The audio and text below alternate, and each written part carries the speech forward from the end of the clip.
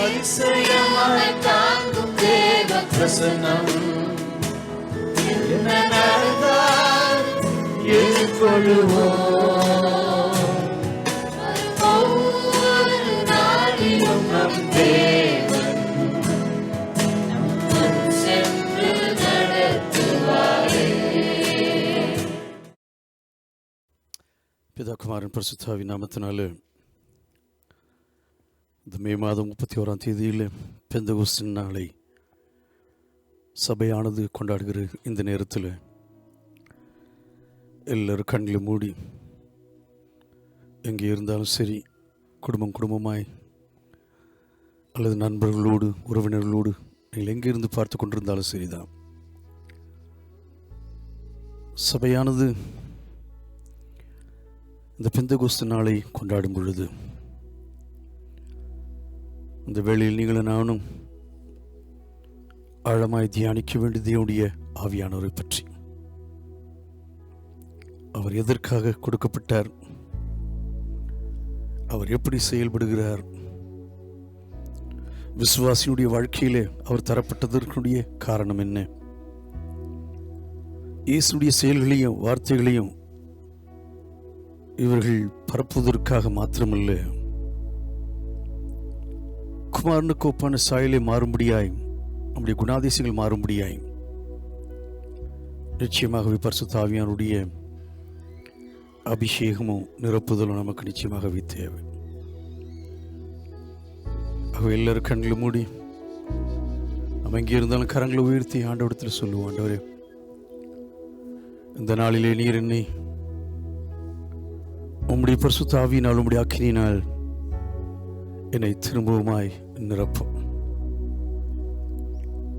பரிசுத்த ஆவியானுடைய அனுபவமானது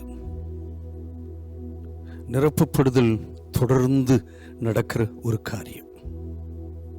அப்போஸ்தலர் நடபடிகளை நாம் வாசிக்கும் பொழுது அது 2ஆம் அதிகாரமாக இருந்தாலும் சரி, 4ஆம் அதிகாரமாக இருந்தாலும் சரி, 9ஆம் அதிகாரமாக இருந்தாலும் சரி, 13ஆவது அதிகாரமாக இருந்தாலும் சரி, தொடர்ந்து பரிசுத்த ஆவியானுடைய நிரப்புதல் நடந்து கொண்டே தான் இருந்தது, இப்பொழுதும் நடந்து கொண்டே தான் இருக்கும். நமக்கு தேவை பரிசுத்த ஆவியானவரை குறித்ததான ஒரு தாகம். தெய்வம் நம்மை நிரப்பும்படியாய் தம்முடைய வரங்களினால் நம்மை அலங்கரிக்கும்படியாய், அவருடைய கனிகள் நம்முடைய வாழ்க்கையில் காணப்படும்படியாய் அந்த வேளையில எல்லாரும் தொடர்ந்து ஜெபிக்கலாம்.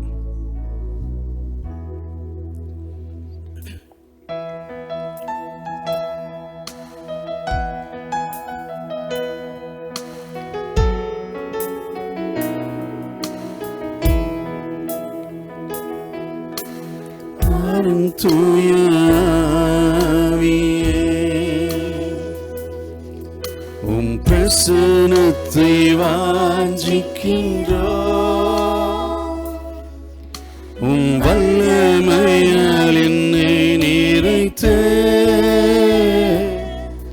நீராளுகை செய்யும். வாரும் தூய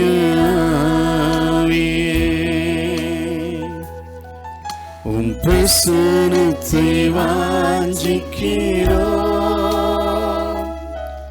உம் வல்லமையால் என்னை நிறைத்து நீராளுகை செய்யும். ஜீவ தண்ணீர் நீரே, தாகம் தீர்க்கும் ஆலோசனை கர்த்தரே, என்னை ஆளுகை செய்யும். ஜீவ தண்ணீர் நீரே, தாகம் தீர்க்கும் ஆலோசனை கர்த்தரே, என்னை ஆளுகை செய்யும். வாரும் தூய ஆவியே, உம் பிரசன்னத்தை வாஞ்சிக்கின்றோம். உம் வல்லமையால் என்னை நிறைத்து நீராளுகை செய்யும். வாரும் தூய ஆவியே, உம் பிரசன்னத்தை வாஞ்சிக்கிறோம். உம் வல்லமையால் என்னை நிறைத்து நீராளுகை செய்யும். அக்கினியும் பெரும் காற்றும் நீரே, பெருமழை போலவே உம் ஆவியை ஊற்றும். அக்கினியும் நீரே, பெரும் காற்றும் நீரே, பெருமழை போலவே உம் ஆவியை ஊற்றும். வாரும் தூய ஆவியே, உம் பிரசன்னத்தை வாஞ்சிக்கிறோம். உம் வல்லமையால் என்னை நிறைத்து நீராளுகை செய்யும். வாரும் தூய ஆவியே, உம் பிரசன்னத்தை வாஞ்சிக்கிறோம். உம் வல்லமையால் என்னை நிறைத்து நீராளுகை செய்யும்.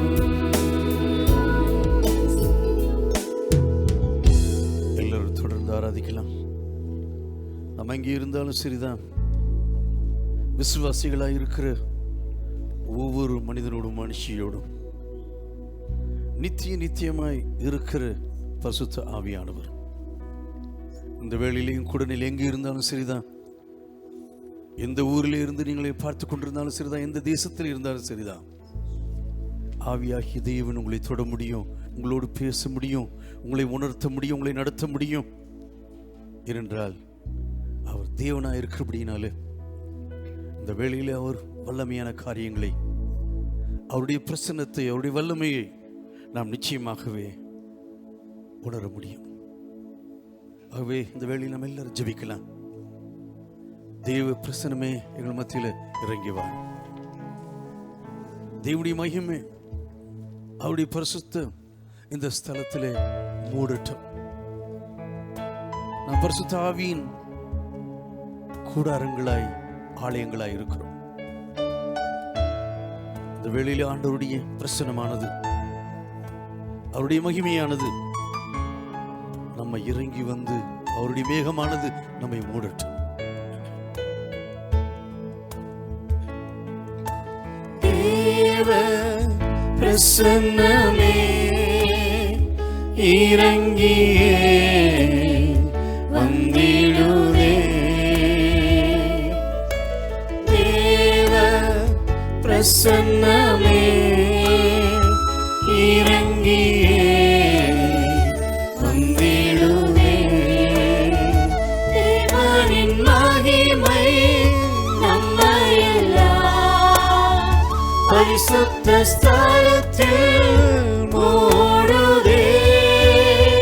தேவனின் மகிமை நம்மையெல்லாம் பரிசுத்த ஸ்தலத்தில் மூடுதே. தேவ பிரசன்னமே இறங்கியே வந்திடுதே. தேவ பிரசன்னமே இறங்கியே வந்திடுதே.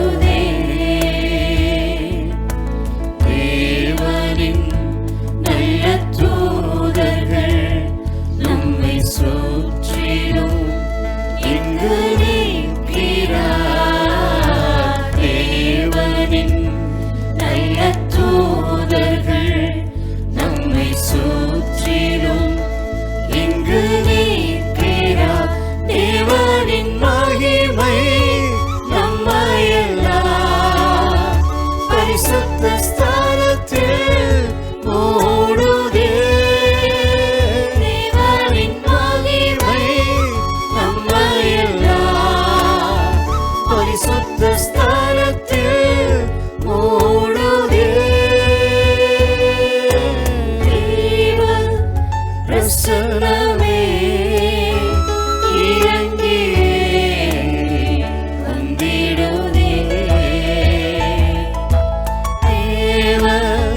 பிரசனமே இறங்கியே வந்திடுவே. தேவனின் தூய அக்கினி இன்று நமக்குள்ளே இறங்கி வந்திடுவே. தேவனின் தூய அக்கினி இன்று நமக்குள்ளே இறங்கி வந்திடுதே. தேவனின் மகிமை நம்மையெல்லாம் பரிசுத்த ஸ்தலத்தில் மூடுதே. தேவனின் மகிமை நம்மையெல்லாம் எல்லாரும் ஆராதிக்கிறார். நம்ம எங்கே இருந்தாலும் சரி தேவனுடைய மேகமானது நம்மை வந்து மூடட்டும். பிரசனமே எல்லாரும் கரங்களை உயர்த்தி சத்தத்தை உயர்த்தி ஆண்டவரத்தில் சொல்லுவோம், ஆண்டவரே நான் தாகமாக இருக்கிறேன், என்னை இந்த நேரத்தில் நிரப்பும் என்று சொல்லி எல்லாரும் ஜெபிக்கிறேன். இறங்கியே வந்திடுவே. வானத்தின் அபிஷேகமே இன்று நமக்குள்ளே நிரம்பி வழியுதே. வானத்தின் அபிஷேகமே இன்று நமக்குள்ளே நிரம்பி வழியுதே. தேவனின் மகிமை நம்மையெல்லாம் பரிசுத்த ஸ்தலத்தில் மூடுதே. தேவனின் மகிமை நம்மையெல்லாம் பரிசுத்த ஸ்தலத்தில் மூடுதே. தேவ பிரசன்னமே இறங்கியே வந்திடுவே. தேவ பிரசன்னமே இறங்கியே வந்திடுவே. எல்லாரும் கரங்களை உயர்த்தி சத்தத்தை உயர்த்தி ஆவியானவரே நீர் எங்கள் மத்தியில நீர் வந்து விழ வேண்டும், நீர் எங்களை நிரப்ப வேண்டும். உடைய பாத்திரங்களை நிரப்பும் ஆண்டவரே, வழிந்து ஓடும்படியாய் இந்த வேளையில் நிரப்ப வேண்டுமாய் நாங்கள் ஜெபிக்கிறோம் என்று சொல்லி நாம் ஜெபிக்கிற நேரத்தில் பரிசுத்த ஆவியானவர் நிச்சயமாகவே இறங்கி வருவார். அவர் நிச்சயமாகவே நம்மை நிரப்புவார், நிச்சயமாகவே நிரப்புவார். ஆதி சபையில தொடர்ந்து விசுவாசிகள் நிரப்புன அதே பரிசுத்த ஆவியானவர் இந்த வேளையில் நம்ம மத்தியில் அசைவாடி கொண்டிருக்கிறார். எங்கே இருந்தாலும் சரி, இந்த தேசத்தில் இருந்தாலும் சரி, எந்த சூழ்நிலையில இருந்தாலும் சரிதான், இந்த பரிசுத்த ஆவியானவர் நம்மை ஆழமாய் தொட முடியும், நம்மை நிரப்ப முடியும், நம்மை உணர்த்த முடியும், நம்மை நடத்த முடியும். எல்லாரும் ஜெபிக்கலாம், எல்லாரும் ஜெபிக்கலாம், எல்லாரும் ஜெபிக்கலாம். தேவன் நம்மோடு பேசும்படியாய் இந்த வேளையில் தேவனுடைய வார்த்தையானது நம்மை ஊடுருவும்படியாய் இந்த முக்கியமாய் பெந்தகோஸ்து நாளை கொண்டாடுகிற இந்த ஞாயிற்றுக்கிழமையில தேவனுடைய வார்த்தையானது நம்மை ஊடுருவணும். இந்த பரிசுத்த ஆவியானவர் நம்ம எல்லா சத்தியத்திற்குள்ளாகவும் நடத்தணும். இயேசுவின் நாமமானது உயர்த்தப்படணும், அவருடைய நாமம் உயர்த்தப்படணும். ஆண்டவர் சொன்னது, நான் உங்களை திக்கற்றவர்களாய் விடேன். இதுவரைக்குமாய் நான் உதவி செய்து கொண்டிருந்தேன், எதிர்காலத்தில் ஒரு உதவியாளரை நான் உங்களுக்கு அனுப்புவேன். உங்களை தேற்றுகிறவரை, உற்சாகப்படுத்துகிறவரை, வரங்களை தருகிறவரை, உங்களை நடத்துகிறவரை, உங்களை உணர்த்துகிறவரை நான் உங்களுக்காக அனுப்புவேன். இந்த வேளையில் பரிசுத்த ஆவியானவர் நம்மோடு பேசட்டும். அவருடைய வார்த்தையானது நம்மை ஆழமாய் தொடட்டும். இயேசு, இந்த காலை வேளையில நம்முடைய ஜனங்கள் எங்கு இருந்தாலும் சரி ஆண்டவரே, நீர் எங்கள் மத்தியில கிரியை செய்ய வேண்டுமாய் நான் ஜெபிக்கிறேன். நீர் எங்களை நிரப்பும். இயேசுவை போல வாழ்வதற்கும், இயேசுவை போல செயல்படுவதற்கும், இயேசுவை போல பேசுவதற்கும் உம்முடைய பரிசுத்த ஆவியானவர் எங்களுக்கு தேவை. நீர் பேசும், நாங்கள் கேட்கிறோம். ஆமென். எல்லாரும் உட்காரலாம். நான் ஏற்கனவே சொன்னபடி சென்ற ஞாயிற்றுக்கிழமை இயேசுவானவர் வானத்திற்கு எடுத்துக்கொள்ளப்பட்டதை பற்றி நாம் தியானித்தோம். நாம் தியானிக்க போகிறது இந்த பெந்தெகோஸ்தின் நாளை பற்றி, இந்த பெந்தெகோஸ்தின் அனுபவத்தை பற்றி, பரிசுத்த ஆவியின் ஊற்றுதலை பற்றி, நிரப்பப்படுவதை பற்றி. நிச்சயமாகவே ஒரே ஞாயிற்றுக்கிழமையில தியானிப்பது அவ்வளவு லேசான ஒரு காரியமே கிடையாது. இதற்கு குறைந்தது ஒரு 3 ஞாயிற்றுக்கிழமைகளாக தேவைப்படுகிறது. ஆகினால நான் ஏற்கனவே உங்களுக்கு சொன்னது போல, என்றால் இது தியானிக்க அநேக காரியங்கள் தேவன் வெளிப்படுத்தினபடினாலே இன்னும் ஒரு 2 ஞாயிற்றுக்கிழமைகள் இதை பற்றி பேசினாலும் உங்களோடு தியானித்தாலும் தியானிப்பேன். சார்ல்ஸ் ஹேடன் ஸ்பர்ஜன் ஒரு பெரும் பிரசங்கியார். 18ஆம் நூற்றாண்டிலே சுமார் 5000 ஜனங்களுக்கு பிரசங்கித்த இந்த மனுஷன், அவர் சொன்ன ஒரு காரியம் என்னவென்றால், தேவனே உமது சபையை நீர் அனுப்பும், உம்முடைய பரிசுத்த ஆவியினால் உம்முடைய அக்கினியால் நிரப்பப்பட்ட ஆண்களையும் பெண்களையும். திரும்பமாய் சொல்லுகிறேன், தேவனே உம்முடைய சபையை நீர் அனுப்பும், உம்முடைய பரிசுத்த ஆவியினால் உம்முடைய அக்கினியினால் நிரப்பப்பட்ட ஆண்களையும் பெண்களையும். அப்போஸ்தலர் நடபடிகளின் 2ஆம் அதிகாரத்தில் நாம் பார்க்கும் பொழுது முதல் 4 வசனத்தில், பெந்தெகோஸ்து என்னும் நாள் வந்த பொழுது அவர்கள் எல்லாரும் ஒருமனப்பட்டு ஓரிடத்தில் வந்திருந்தார்கள். அப்பொழுது பலத்த காற்று அடிக்கிற முழக்கம் போல வானத்திலிருந்து சடிதியாய் ஒரு முழக்கம் உண்டாகி அவர்கள் உட்கார்ந்த வீடு முழுவதையும் நிரப்பிற்று. அல்லாமலும் அக்னிமயமான நாவுகளைப் போல பிரிந்திருக்கும் நாவுகள் அவர்களுக்கு காணப்பட்டு அவர்கள் ஒவ்வொரு மேலும் வந்து அமர்ந்தது. அவர்கள் எல்லாரும் பரிசுத்த ஆவியினால் நிரப்பப்பட்டு ஆவியானவர் தங்களுக்கு தந்திருள்ள வரத்தின்படியே வெவ்வேறு பாஷையிலே பேசத் தொடங்கினார்கள். பெந்தெகோஸ்தே என்கிற வார்த்தையை கேட்டவுடனே அநேகருக்கு ஒரு பெரிய பயம் வரும், கலக்கம் வரும், கேள்விகள் வரும். காரணம், ஒருவேளை அவர்களுக்கு அவருடைய வாழ்க்கையில் ஏற்பட்ட ஒரு சில அனுபவங்கள் மூலமாய் இந்த விதமான காரியத்தில் அவர்கள் ஈடுபட முடியும். பெந்தெகோஸ்தே என்கிற வார்த்தையை கேட்டாலே போதும், ஒரு சிலருக்கு உடனடியாக ஒரு பெரிய கலக்கமே உண்டாகும். அருமையான தேவனுடைய ஜனமே, யூத ஜனங்களுக்கு 3 மிகப்பெரிய பண்டிகைகள் இருந்தது எருசலேம் பட்டணத்தில். அந்த பண்டிகைக்கு சுகமாக இருக்கிற, உடலிலே பலன் இருக்கிற எந்த ஆணாக இருந்தாலும் சரி போய் சேரணும். ஒன்று பஸ்கா பண்டிகை, 2வது பெந்தெகோஸ்தின் பண்டிகை, 3வது கூடார பண்டிகை. பெந்தெகோஸ்தின் பண்டிகை என்பது ஒரு அறுவடையின் பண்டிகை, முதற் பலனின் பண்டிகை என்று சொல்லி கூட அதற்கு பேர் உண்டு. பெந்தெகோஸ்தின் அர்த்தம் என்று சொன்னால் 50, அவ்வளவுதான். அந்த வார்த்தைக்கு அர்த்தமே 50.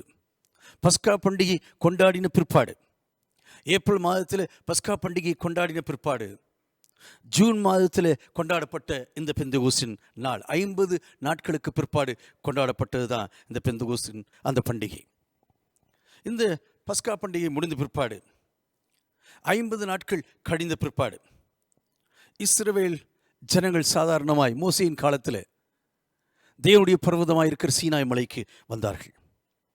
அப்பொழுது சீனாய் மலையில் ஏறின அந்த மோசே தேவனுடைய உடன்படிக்கை கட்டளைகளை பெற்றது மாத்திரமல்ல, அந்த கட்டளைகள் கல்லின் மேல் எழுதப்பட்டது மாத்திரமல்ல, அந்த கற்களின் பலகையின் மேல் எழுதப்பட்ட அந்த நியாயப்பிரமாணத்தை, அந்த 10 கட்டளைகளை இந்த மனுஷன் கீழே கொண்டு வந்தான் ஜனங்களிடத்தில். அன்றைக்கு 3000 பேர் கொல்லப்பட்டார்கள். பெந்தகோஸ்தின் நாளிலே பரிசுத்த ஆவியானவர் வல்லமையாய் இறங்கினது மாத்திரமல்ல, முதல் உடன்படிக்கைக்கும் 2வது உடன்படிக்கைக்கும் இருக்கும்படியான ஒரு பெரிய வித்தியாசம் என்னவென்றால், முதலாம் உடன்படிக்கையில் 3000 பேர் கொல்லப்பட்டார்கள். 2ஆம் உடன்படிக்கையில் பரிசுத்த ஆவியானவர் ஊற்றப்பட்ட அந்த நாளிலே 3000 பேர் ரட்சிக்கப்பட்டார்கள் என்ற இது ஒரு புதிய உடன்படிக்கை. அது மாத்திரமல்ல, தேவனுடைய கட்டளைகள் கற்களின் மேல் எழுதப்படல, இருதயத்தின் பலகையின் மேல் தேவன் எழுத ஆரம்பித்தார். அவரை விசுவாசிக்கிற ஜனனுடைய இருதயத்தின் பலகையிலே பரிசுத்த ஆவியானவர் தன்னுடைய கட்டளைகளை எழுத ஆரம்பித்தார். ஆரம்பத்தில் சொல்லப்பட்டிருக்கிறது பெந்தகோஸ்து நாள் வந்த பொழுது என்று சொல்லி. உண்மையாகவே நாம் மொழிபெயர்க்க வேண்டும் என்றால் அதை எப்படி மொழிபெயர்க்கணும்னா, பெந்தகோஸ்து நாள் நிறைவேற்றப்படும் பொழுது. இது ஏதோ தற்செயலாய் நடந்த ஒரு காரியம் அல்ல.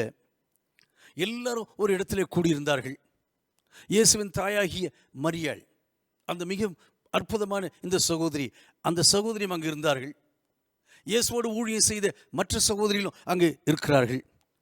அப்பொழுது இவள் கூடி ஜெபிக்கிற அந்த நேரத்தில் பலத்த காற்று அடிக்கிற ஒரு முழக்கம் போல வானத்திலிருந்து சடிதியாய் ஒரு முழக்கம் உண்டாகி அவர்கள் உட்கார்ந்த வீடு முழுவதையும் நிரப்பிற்று. அல்லாமலும் அக்னிமயமான நாவுகளைப் போல பிரிந்திருக்கும் நாவுகள் அவர்களுக்கு காணப்பட்டு அவர்கள் ஒவ்வொரு மேலும் வந்து அமர ஆரம்பித்தது. தேவனுடைய சமூகத்தை இவர்கள் கேட்டது மாத்திரமல்ல, அக்னிமயமான நாவுகளை, தேவனுடைய அக்னியை இவர்கள் பார்க்கவும் ஆரம்பித்தார்கள். அவர்கள் ஒவ்வொருவர் மேலும் வந்து அமர்ந்தது. அப்போஸ்தலர் மேல் மாத்திரமல்ல, பரிசுத்த ஆவியினால் நிரப்பப்படுகிற அந்த அனுபவமானது ஏதோ விசேஷமாய் வருகிற பிஷப்புகளுக்கு, அப்போஸ்தலர்களுக்கு, பெரிய ஆட்களுக்கு அல்லது சீனியர் பாஸ்டராக இருக்கணும் அப்பொழுதுதான் பரிசுத்த ஆவியானவர் வந்து இறங்குவார்னு நினைக்காதீங்க. பரிசுத்த ஆவியானவர் ஒவ்வொருவர் மேலும், சகோதரிகள் மேலும், இயேசுவின் தாயாகிய மரியாளின் மீதும் பரிசுத்த ஆவியானவர் அன்றைக்கு வந்து இறங்கினார். அவர்கள் எல்லாரும் பரிசுத்த ஆவியினால் நிரப்பப்பட்டு ஆவியானவர் தந்தருளின வரத்தின்படியே வெவ்வேறு பாஷைகளிலே அவர்கள் பேசத் தொடங்கினார்கள். பரிசுத்த ஆவியானவர் எங்கெல்லாம் ஊற்றப்படுவாரோ அந்த இடங்கள் எல்லாவற்றிலேயும் அதிசயங்களும் அற்புதங்களும் நடக்கும். அது மாத்திரமல்ல, தேவனுடைய வார்த்தையானது நிச்சயமாகவே பிரசங்கிக்கப்படும். பரிசுத்த ஆவியானவர் எங்கே நிரப்பினாலும் சரிதான். ஒரு மனிதனுடைய வாழ்க்கையை நிரப்பும் பொழுது அவனுடைய வாழ்க்கையில் அற்புதங்களும் நாம் நினைக்க முடியாத காரியங்கள் நடக்கிறது மாத்திரமல்ல, அவனுடைய செயல்கள், அவனுடைய வார்த்தைகள், அவன் யோசிக்கிற விதம், அவனுடைய குணாதிசயங்கள் எல்லாமே மாறத் தொடங்கும். பெந்தகோஸ்து நாளில் சாதாரணமாக பார்த்தீங்கன்னா எருசலேமிலே அன்றைக்கு யூத ஜனங்கள் எல்லாரும் கூடியிருந்தார்கள். ஆண்கள் பல தேசங்களிலிருந்து கூடியிருந்தார்கள். இவர்கள் அநேகருக்கு சாதாரணமாய் எபிரேய பாஷையை மறந்திருப்பார்கள். ஒரு கலப்படமான அரேமிக் பாஷையை பேச ஆரம்பித்தார்கள். நீங்கள் சமயத்தில் பார்ப்பீங்க, அமெரிக்காவிலிருந்து வர பிள்ளைங்களை பாருங்கள். அங்கே 10 வருஷம் 20 வருஷம் இருந்திருக்கும். ஹாய் ஆங்கிள் அப்படின்னு பிளேன்லேருந்து இறங்கணுன்னே. இங்கே யாரும் அப்படிலாம் பேச மாட்டாங்க. ஏய் மரியாதையாக பேசு அப்படின்வாங்க. ஆனால் அமெரிக்காவிலேருந்து வரும், இங்கிலாந்துலேருந்து வரும், அது பார்த்தீங்கன்னா அது பேசுறது நமக்கு புரியாது. எங்கள் தங்கச்சி பிள்ளைகளே நான் சொல்கிறேன், அது ஒரே அமெரிக்கன் ஸ்லாங் தான். வந்து இறங்கின உடனே hi uncle, how are you அப்படின்னுமா. ஏய் போடா அப்படின்ட்டு நமக்கு தெரிஞ்ச இங்கிலீஷில் தான் நம்ம பேச ஆரம்பிப்போம். ஏன் தெரியுங்களா? இதே மாதிரி தான் இந்த ஜனங்களும் பல வருடங்களாய் சிதறடிக்கப்பட்ட இந்த யூத ஜனங்கள் இப்பொழுது எருசலேமுக்கு வந்திருக்கிறார்கள். தேவனுடைய பெந்தகோஸ்து நாளை அனுபவிக்கும்படியாய், கொண்டாடும்படியாய் இந்த முதற் பலனான அறுவடையின் நாளை கொண்டாடும்படியாய், அது ஒரு விவசாய பண்டிகை. சாதாரணமாக உங்களுக்கு தெரியுமா, பெந்தெகோஸ்தின் நாள் முதற் பலனான அறுவடையை கொண்டாடுகிற இந்த நாளிலே ஆண்டவர் சொன்னது என்னன்னா, உலகளாவிய அறுவடையை நான் நிச்சயமாகவே ஆரம்பிக்க போகிறேன். இவர்களெல்லாம் சொன்னது என்னென்ன, எல்லாரும் பலவிதமான பாஷையில் பேசுகிறான், தேவனுடைய காரியங்களை விவரித்து சொல்லுகிறான். இந்த வந்த யூதர்கள் எல்லாரும் தெய்வ பக்தி உள்ள ஜனங்கள். அவங்க யாரோ சுற்றி பார்ப்பதற்காக வரல, அவர்களுக்கு அது மிக மிக முக்கியமான ஒரு நாள். தேவ பக்தியாய் இருக்கிற எந்த மனுஷனோடும் தேவன் நிச்சயமாகவே கிரியை செய்வார். நான் பார்த்திருக்கிறேன். இன்றைக்கு கிரியை செய்யலைன்னா நாளைக்கு தொடுவார் அந்த மனுஷனை. இவர்கள் எல்லாரும் தேவ பக்தியோடு அவர்கள் வந்தது மாத்திரமல்ல, தங்கள் தங்கள் பாஷையிலே அவர்கள் பேசுகிறதை அவரவர்கள் கேட்க ஆரம்பித்தார்கள். அவங்களுக்கு ஒரே கலக்கம். அது மாத்திரமல்ல, எல்லாரும் பிரமித்து ஆச்சரியப்பட்டு ஒருவரை பார்த்து அவங்க சொன்னாங்க, ஏய், இவெல்லாம் எப்படிரா பேசுகிறான்? இவெல்லாம் கலிலேயாவிலிருந்து வந்த ஒரு மனுஷர்கள். இவனுக்கு சாதாரணமாக எபிரேய பாஷையை ஒழுங்காக பேச தெரியாது. இவன் பேசும் பொழுது எல்லாருக்கும் தெரியும் இவன் அந்த பகுதியிலிருந்து, வடக்கு இஸ்ரேல் தேசத்திலிருந்து வந்தவர்கள் என்று. இப்பொழுது பலவிதமான பாஷையில் பேசுகிறானே, நமக்கு புரிந்த பாஷையில் தேவனுடைய காரியங்களை பிரசங்கிக்க ஆரம்பிக்கிறானே, தேவனுடைய செயல்களை பற்றி பேச ஆரம்பிக்கிறானே என்று சொல்லி அவர்கள் எல்லாம் பயந்தது மாத்திரமல்ல, ஆச்சரியப்பட ஆரம்பித்தார்கள். இந்த தேவ பயமுள்ள இந்த யூதர்களுக்கு இப்பொழுது ஒரு கேள்வி என்னன்னா, இது எப்படி நடக்குது? இந்த சாதாரண ஜனங்கள், ஒன்றுக்கும் மேல் படிப்பில்லாத ஜனங்கள், பெரிய பின்னணி கிடையாது, பெரிய தொடர்பு கிடையாது, ஒன்றுமே கிடையாது. இவர்களுக்கு சாதாரண மீனவர்கள், விவசாய பின்னணியிலிருந்து வந்த இந்த ஜனங்களுக்கு இப்பேற்பட்ட ஒரு காரியம் எப்படி நடக்க முடியும்? அருமையான தேவனுடைய ஜனமே, பரிசுத்த ஆவியானவர் உங்களை நிரப்பும் பொழுது நீங்கள் ஒருவேளை ஒரு சாதாரண மனுஷனாக இருக்கலாம், படிப்பறிவு இல்லாத ஒரு மனுஷனாக இருக்கலாம், ஒன்றுமே பள்ளிக்கூடத்தே உள்ள இருந்து பார்க்காத ஒரு மனுஷனாக இருக்கலாம். இருந்தாலும் தேவன் வல்லமையாய் கிரியை செய்ய முடியும். ஏன்னா கிரியை செய்கிறது நான் அல்ல, பரிசுத்த ஆவியானவர். அவர் கிரியை செய்கிறபடினால ஒரு சாதாரண மனிதனை எடுத்து அசாதாரணமான காரியத்தை அவரால் செய்ய முடியும். ஒன்றும் தெரியாத ஒரு மனுஷனை கரங்களில் எடுத்து உலகத்தின் ஞானத்தை காட்டிலும் திவ்யமான பரலோக ஞானத்தை தேவன் அந்த மனுஷன் மூலமாய் நிச்சயமாகவே வெளிப்படுத்த முடியும். பாருங்க, பேதுருடைய முதலாவது பிரசங்கத்தை நீங்க படிச்சு பார்த்தீங்கன்னா, அப்போஸ்தலர் நடபடிகளில் 2ஆம் அதிகாரத்தில் அவங்க எல்லாருக்குமே கேட்கிறவங்களுக்கு ஒரு ஆச்சரியமா இருந்திருக்கும். இந்த மனுஷனா இப்படி பேசுறான்? இந்த மனுஷனா பயந்துகிட்டு ஓடினானே, சிலுவையில் தொங்கின இயேசுவை மறுதலித்தானே, இவன் மீன் பிடிக்கிறவன், இவன் வாயை திறந்தா சொல்லலாம் இவன் கலிலேயன். சில நேரத்தில் பாருங்க, சில பகுதியிலிருந்து வருகிற ஜனங்களை அவங்க வாயை திறந்த உடனே சொல்லலாம் அவங்க எந்த ஊர்லேருந்து வந்தாங்கன்னு. இப்பொழுது நடக்கும். தமிழ்லையும் இருக்குது, ஜெர்மன்லையும் இருக்குது, ஆங்கிலத்திலையும் இருக்குது, எல்லா பாஷையிலையும். என்ன, எங்கெல்லாம் எல்லைகள் இருக்குதோ அங்கெல்லாம் நீங்கள் பார்க்கலாம் இந்த பாஷைகள் அது ஒன்றோடு ஒன்று சேர ஆரம்பிக்கும். நன்றாக பார்க்கலாம். இது ஒரு பெரிய பாடம். இப்போ அதை பற்றி நான் பேச போகிறதில்லை, லிங்குவிஸ்டிக் படித்தவங்களுக்கு தெரியும். ஆனால் இப்பொழுது நான் சொல்லுகிறது என்னென்னா, இந்த மனுஷன் பேசின உடனே இவங்க எல்லாருக்குமே ஒரு பெரிய ஆச்சரியம். எல்லாருமே நம்முடைய ஜென்ம பாஷையில் இவங்க பேச ஆரம்பிக்கிறாங்களே. அது மாத்திரமல்ல, தேவனுடைய மகத்துவங்களை பற்றி பேச ஆரம்பிக்கிறாங்க. ஒரு மனுஷன் உண்மையிலேயே பரிசுத்த ஆவியினால் நிரப்பப்படுவானே என்றால் அவனை பற்றி பேசிகிட்டு இருக்க மாட்டான், தேவனுடைய மகத்துவங்களை பற்றி பேச ஆரம்பிப்பான். பரிசுத்த ஆவியானவர் என்னை உயர்த்தும்படியாய் அவர் என்னுடைய வாழ்க்கையில் ஊற்றப்படலை, அவர் என்னை நிரப்பல.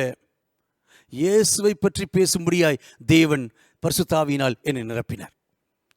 பரிசுத்த ஆவியினால் நிரப்பப்படுகிற எந்த ஒரு மனுஷனாக இருந்தாலும் சரி, நீங்கள் சாதாரணமாக மிக லகுவாய் கண்டுபிடிக்கலாம். அவன் ஒரு 2 நிமிஷம் பேசினா போதும், அவன் உண்மையிலேயே பரிசுத்த ஆவியினால் நிரப்பப்பட்ட மனுஷனா அல்லது தன்னை பற்றி உயர்த்தி பேசினான்னா அது அவனுடைய ஆவியை தவிர அது பரிசுத்த ஆவியாய் இருக்கவே முடியாது. பரிசுத்த ஆவியானுடைய அபிஷேகமானது தேவனுடைய மகத்துவங்களை பேச ஆரம்பிக்கும், வெளிப்படுத்தும். சில நேரத்தில் நாம் தேவனே உம்முடைய ஆவியினாலே நிரப்போம் நிரப்போம் நிரப்போம் என்று நாம் ஜெபிக்கும் பொழுது ஒரு சிலருக்கு அது பெரிய ஒரு நூதனமான ஒரு காரியமாக இருக்கும். என்ன சும்மா உட்காந்துட்டு நிரப்பு நிரப்பு நிரப்பு, எதை வச்சுடா உன்னை நிரப்புறது? ஒரு சிலர் கேட்பாங்க. ஆவியினால் நிரப்பப்படாத ஒரு மனுஷனுக்கு, பரிசுத்த ஆவியை பற்றி ஒரு ஞானம் இல்லாத ஒரு மனுஷனுக்கு, ஒரு மனுஷன் ஆண்டவருடைய சமூகத்தில் முழங்கால் படிட்டு உபவாசம் எடுத்து ஜெபித்து கொண்டே இருப்பான் என்றால், ஆண்டவரே என்ன நிரப்புங்க நிரப்புங்க நிரப்புங்க என்று ஜெபிக்கும் பொழுது அநேகருக்கு ஒன்றுமே புரியாது. எதை வச்சு நிரப்புறது? 2000 வருஷம் ஆச்சு பரிசுத்த ஆவியானவர் ஊற்றப்பட்டு சபைகளில். இப்பொழுது என்ன நிரப்புறது? 2000 வருஷம் பொறுத்து என்னத்தை நிரப்புறது என்று கேட்க ஆரம்பிப்பாங்க.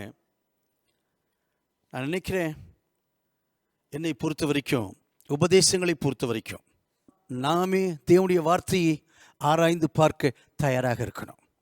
ஒரு சிறு குழந்தை தான் இருக்கிறதெல்லாம் எடுத்து எடுத்து வாயில் போடும். நான் நினைக்கிறேன் அநேக விசுவாசிகள் இப்படி தான், எதை கேட்டாலும் எடுத்து வாயில் போடுறது. ஆனால் நாம் செய்ய வேண்டியது என்ன தெரியுங்களா? பெரோயா கிறிஸ்தவர்களை போல நம்ம இருக்கணும், விசுவாசிகளை போல இருக்கணும். அப்போஸ்தலர் நடபடிகள் 17ஆம் அதிகாரத்தில் 10ஆம் வசனத்திலிருந்து அவர்களை பற்றி படிக்கலாம். அவர்கள் மனோவாஞ்சையாய் இருந்த ஜனங்கள், அவர்கள் நற்குணசாலிகளாய் இருந்தவர்கள், அதே மரத்தில் கனம் பொருந்திய ஜனங்களை தேவனுக்குள்ளாக கொண்டு வந்தார்கள். ஆனால் இவங்க படித்தது என்ன தெரியுங்களா? அப்போஸ்தலனாகிய பவுல் பேசின பிற்பாடு அவன் வீட்டுக்கு போய் தியானிக்க ஆரம்பித்தான். இவர் சொல்கிறது உண்மைதானா? இவர் சொல்கிறது உண்மைதானா? நான் உங்களுக்கு சொல்கிறேன், வேதத்தின்படி என்னுடைய வார்த்தைகள் இன்றைக்கு தவறாக இருக்குன்னா தூக்கி குப்பை தொட்டியில் போடுங்க. இதை நீங்கள் ஒன்றும் யோசிக்க வேண்டிய அவசியமே கிடையாது. ஆனால் இது தேவனுடைய வார்த்தையாக இருக்குமே என்றால் இது நிச்சயமாகவே உங்களுடைய வாழ்க்கைக்கும் என்னுடைய வாழ்க்கைக்கும் பின் விளைவுகள் உண்டு, நிச்சயமாகவே உண்டு. நாம் ஒருவேளை அதை தள்ளி போட்டுக்கொண்டே இருக்கலாம், கேட்காமல் போகலாம். ஆனால் நிச்சயமாகவே நான் சொல்ல முடியும், தேவனுடைய வார்த்தையானது, இந்த போதனையானது, நாம் போதிக்கிற வசனங்களானது தேவனுடைய வார்த்தையிலிருந்து வருகிற வார்த்தைகளாக இருக்குமே என்றால் அதை நீங்களும் நானும் நாமே தியானிக்கணும், யோசிக்கணும். ஆண்டவர் உண்மையிலே இப்படி தான் எழுதி வைத்திருக்கிறாரா? பரிசுத்த ஆவியானுடைய குணாதிசயங்கள் இதுதானா?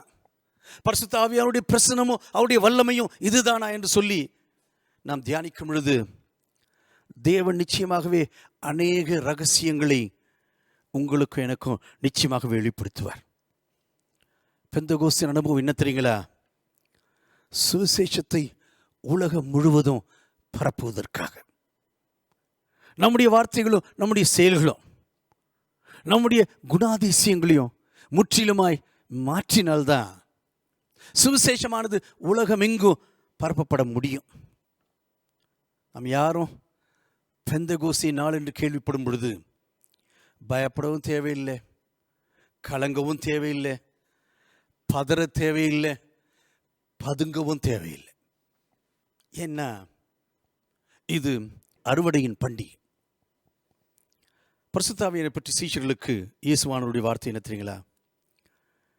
நான் உங்களுக்கு உண்மையை சொல்லுகிறேன். 14ஆம் அதிகாரத்திலிருந்து 16ஆம் அதிகாரம் வரைக்கும் இயேசுவானவர் செய்த பெரிய பிரசங்கம் அதுதான். 17ஆம் அதிகாரத்தில் இயேசுவானவர் செய்த பெரிய ஜெபம் அதுதான். இப்பொழுது இயேசுவானவருக்கு தெரியும் தன்னுடைய பிதாவிடத்தில் திரும்பி போக போகிறார் என்று அவருக்கு நிச்சயமாகவே தெரியும்.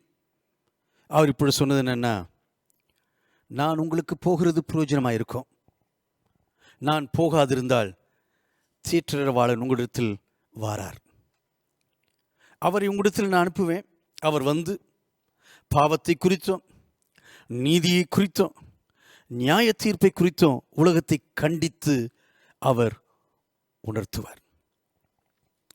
பாருங்க, எந்த ஒரு மனுஷனாக இருந்தாலும் சரிதான், பரிசுத்த ஆவியானவர் நாம் விசுவாசிக்காத அந்த நாட்களிலேயே அவர் நம்முடைய வாழ்க்கையில் அவருடைய ஊழியத்தை ஆரம்பித்திருப்பார்.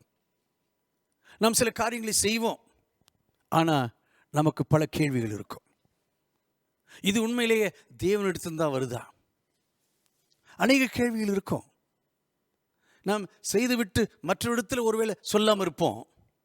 ஆனால் பரிசுத்த ஆவியானவர் தன்னுடைய ஊழியத்தை அநேக நேரங்கள் நான் பார்த்திருக்கிறேன். இந்த உலகத்தை அவர் பாவத்தை குறித்து அவர் உணர்த்துகிறவர். இந்த பரிசுத்த ஆவியானுடைய ஊழியமானது நம்முடைய வாழ்க்கையில் நாம் ரட்சிக்கப்படுவதற்கு முன்பாகவே ஆரம்பிக்கிறது மாத்திரமல்ல, நாம் ரட்சிக்கப்பட்ட பிற்பாடும் நம்முடைய வாழ்க்கையில் அது நிச்சயமாகவே நடந்து கொண்டே இருக்கும். தேவனுடைய வழிகளை விட்டு போகும் பொழுது, தவறான முடிவுகளை எடுக்கும் பொழுது, வெளியில் ஒருவேளை நம்ம எதையும் சொல்ல மாட்டோம், ஆனால் உள்ளுக்குள்ளாக தேவன் பேச ஆரம்பிப்பார். இது சரியான வழியான்னு யோசித்துப்பார். இது உண்மையிலே நீ போக வேண்டிய வழியா என்று யோசித்துப்பார். அது மாத்திரமல்ல, தேவன் பேசுகிறது என்ன தெரியுங்களா? பாவத்தை குறித்தும், நீதியை குறித்தும், நியாய தீர்ப்பை குறித்தும்.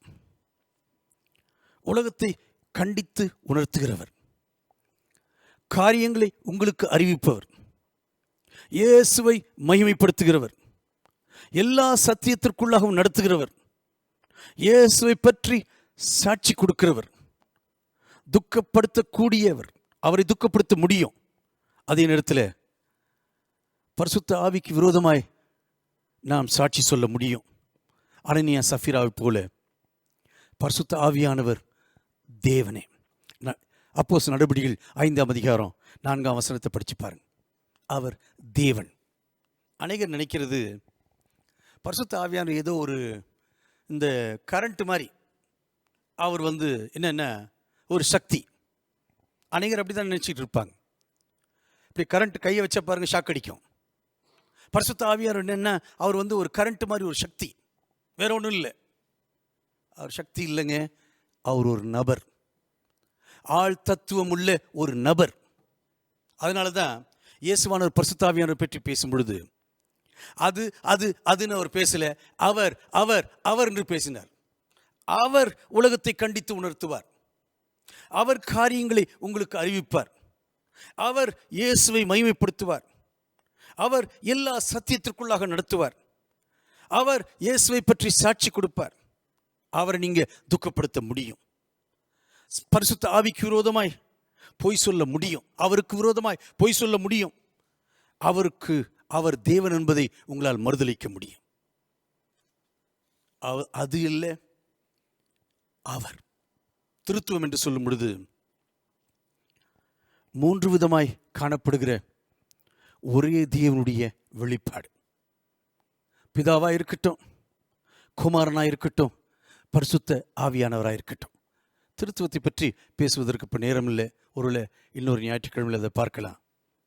ஆனால் இயேசுவானவர் எங்கெல்லாம் பரிசுத்த ஆவியானவர் பற்றி பேசினாரோ அந்த எல்லா இடத்துலையும் அவர் சொன்னது அவர் அவர் அவர். அவர் அனுப்ப போகிறது பாராக்ளேட்டோஸ் என்கிற வார்த்தை, உதவுகிறவர். அவர் நமக்காக வாதாடுகிறவர், ஒரு வக்கீலை போல நமக்காக மன்றாடுகிற தேவன், நம்மை தைரியப்படுத்துகிறவர், நம்மோடு நிற்பவர். இயேசுவானவர் சொன்னது என்ன தெரியுங்களா? இதுவரைக்குமாய் இந்த பாராக்ளேட்டோஸ், இந்த உதவுகிறவராய், வாதாடுகிறவராய், மன்றாடுகிறவராய், உங்களை தைரியப்படுத்துகிறவராய், உங்களோடு நிற்பவராய் நான் இந்த உலகத்தில் இருந்திருக்கிறேன். எல்லா ஊழியங்களையும் நான் செய்திருக்கிறேன். அப்போஸ்தலனுடைய ஊழியத்தை, போதனுடைய ஊழியத்தை, சுவிசேஷனுடைய ஊழியத்தை, தீர்க்கதரிசியுடைய ஊழியத்தை, எல்லாவற்றையும் இதுவரைக்குமாய் நான் உங்களுக்காக செய்திருக்கிறேன்.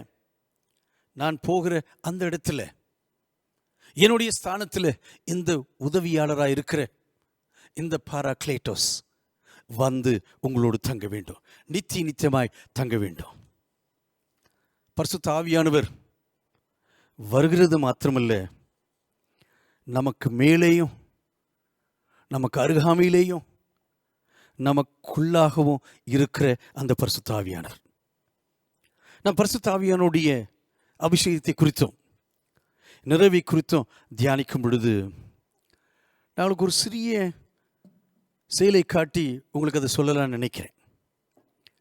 இந்த பாத்திரத்தை நீங்கள் பார்த்தீங்கன்னா தண்ணீரானது இருக்கிறது. இது நான் வைத்துக் கொள்ளுங்களேன், இந்த பரிசுத்த ஆவியானவர் எனக்கு அருகாமையில் இருக்க முடியும். இந்த பரிசுத்த ஆவியானவர் எனக்கு மேலாக ஊற்றப்பட முடியும். என்னால் என் மீது ஊற்றப்படுகிறது மாத்திரமல்ல, என்னை நிரப்பவும் முடியும். இது மிகவும் சாதாரணமாய் புரிந்து கொள்ள வேண்டிய ஒரு விஷயம். தேவனுடைய வல்லமையானது எனக்கு அருகாமையில் இருக்க முடியும், அது என் மீது ஊற்றப்பட முடியும், எனக்கு உள்ளேயும் எப்பொழுதும் நித்தியமாய் இருக்க முடியும். ஏன் தெரியுங்களா? நான் இந்த உலகத்தில் சாட்சியாக இருக்கணும். இந்த உலகத்தில் பரிசுத்த ஆவியானுடைய நிறைவு இல்லாமல் நான் இந்த உலகத்தில் சாட்சியாய் இருக்கவே முடியாது.